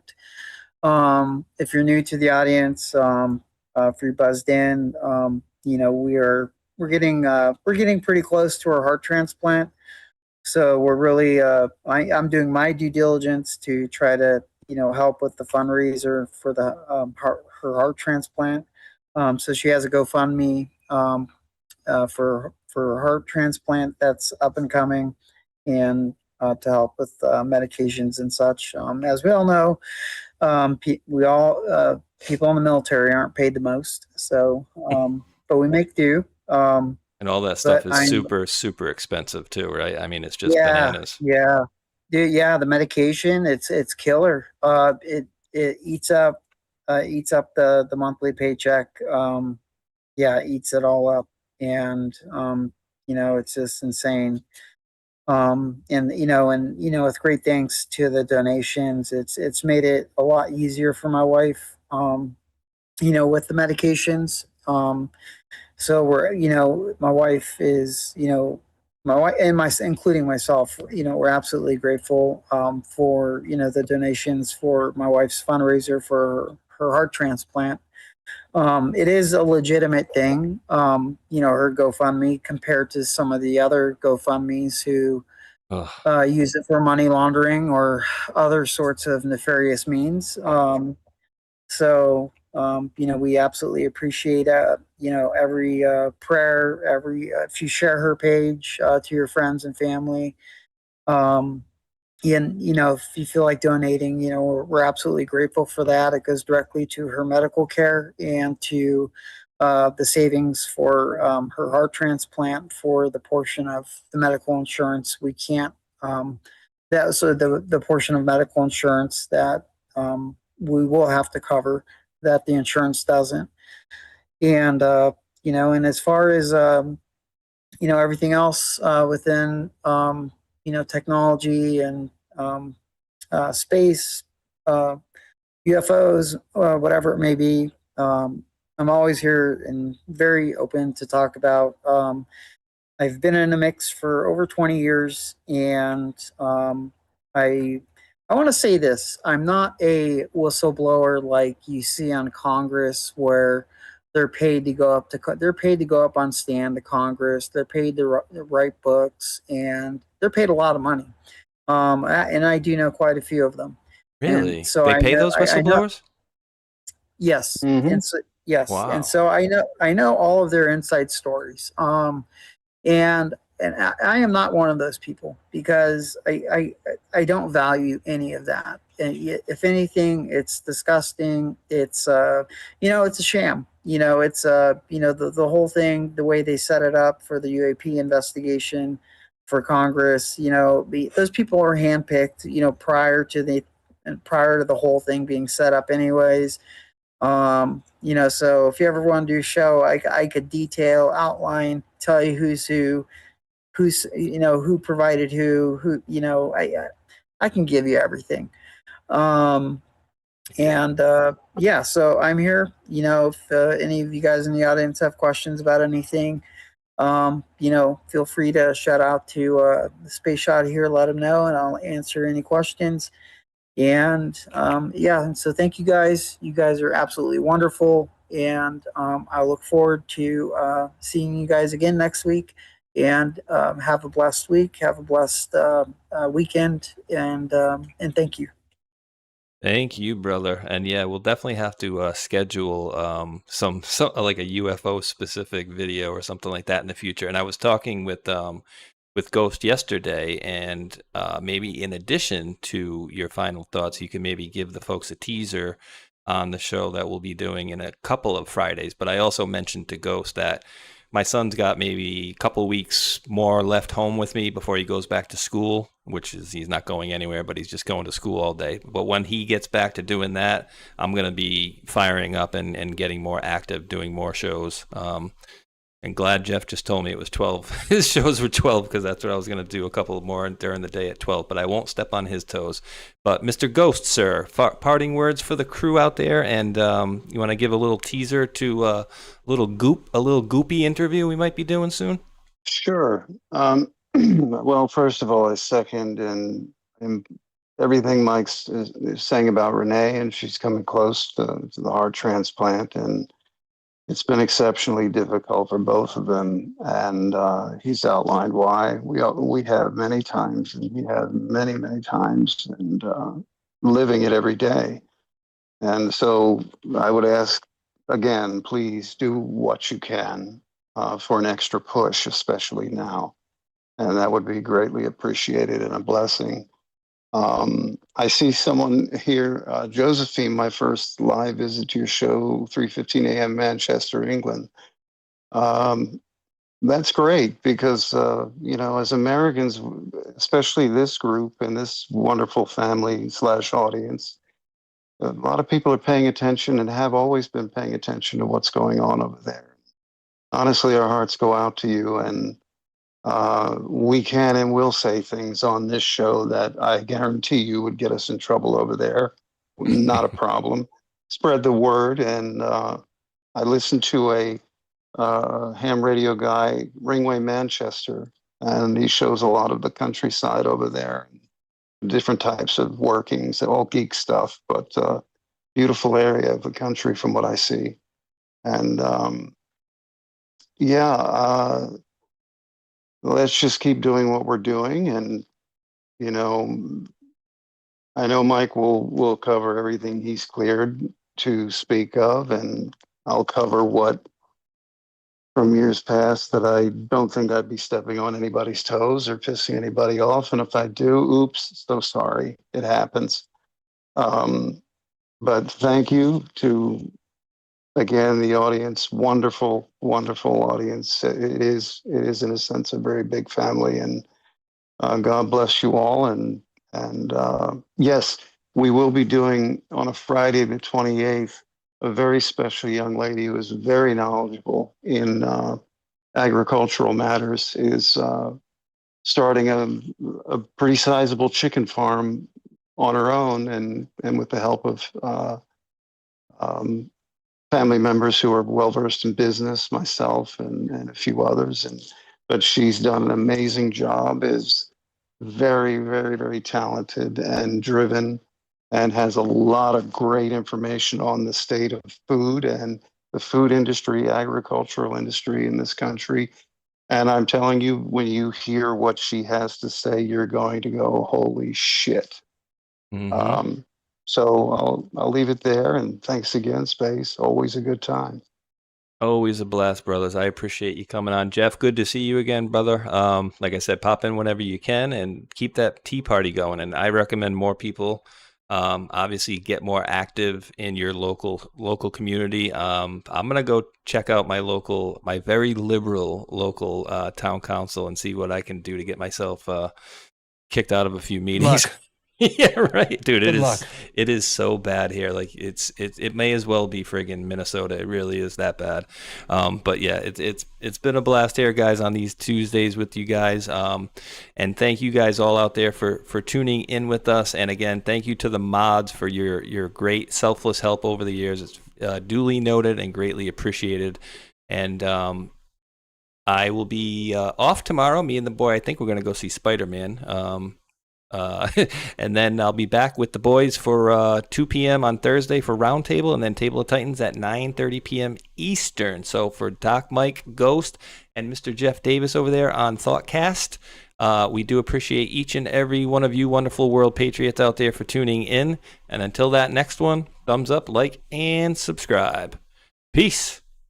For we are opposed around the world by a monolithic and ruthless conspiracy that relies primarily on covert means, on infiltration instead of invasion. You have all the money in the world. You have all the power you need. What's the point? What's the end goal? They said the end goal is to get everybody chipped, to control the whole society. Party in the garden, the tower's falling, love in the summertime. Ooh, yeah, yeah. And I'm unified, feeling oh so unified. In the lockdown, in the lockdown.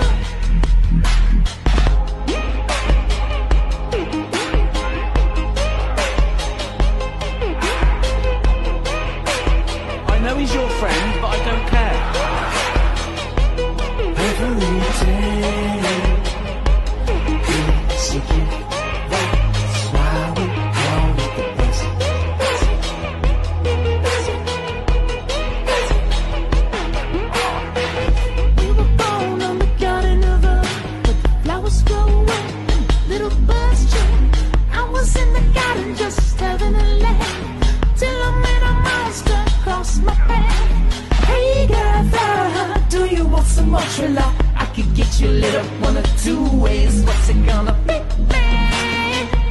What's it gonna be, man? Said I felt like the whole world was begging me to rain fire above upon my enemies, till the love washed over me, till I let the love wash over me. Said I forgot the whole world begging me to rain fire above upon my enemies, till the love washed over me, till I let the love wash over me every day.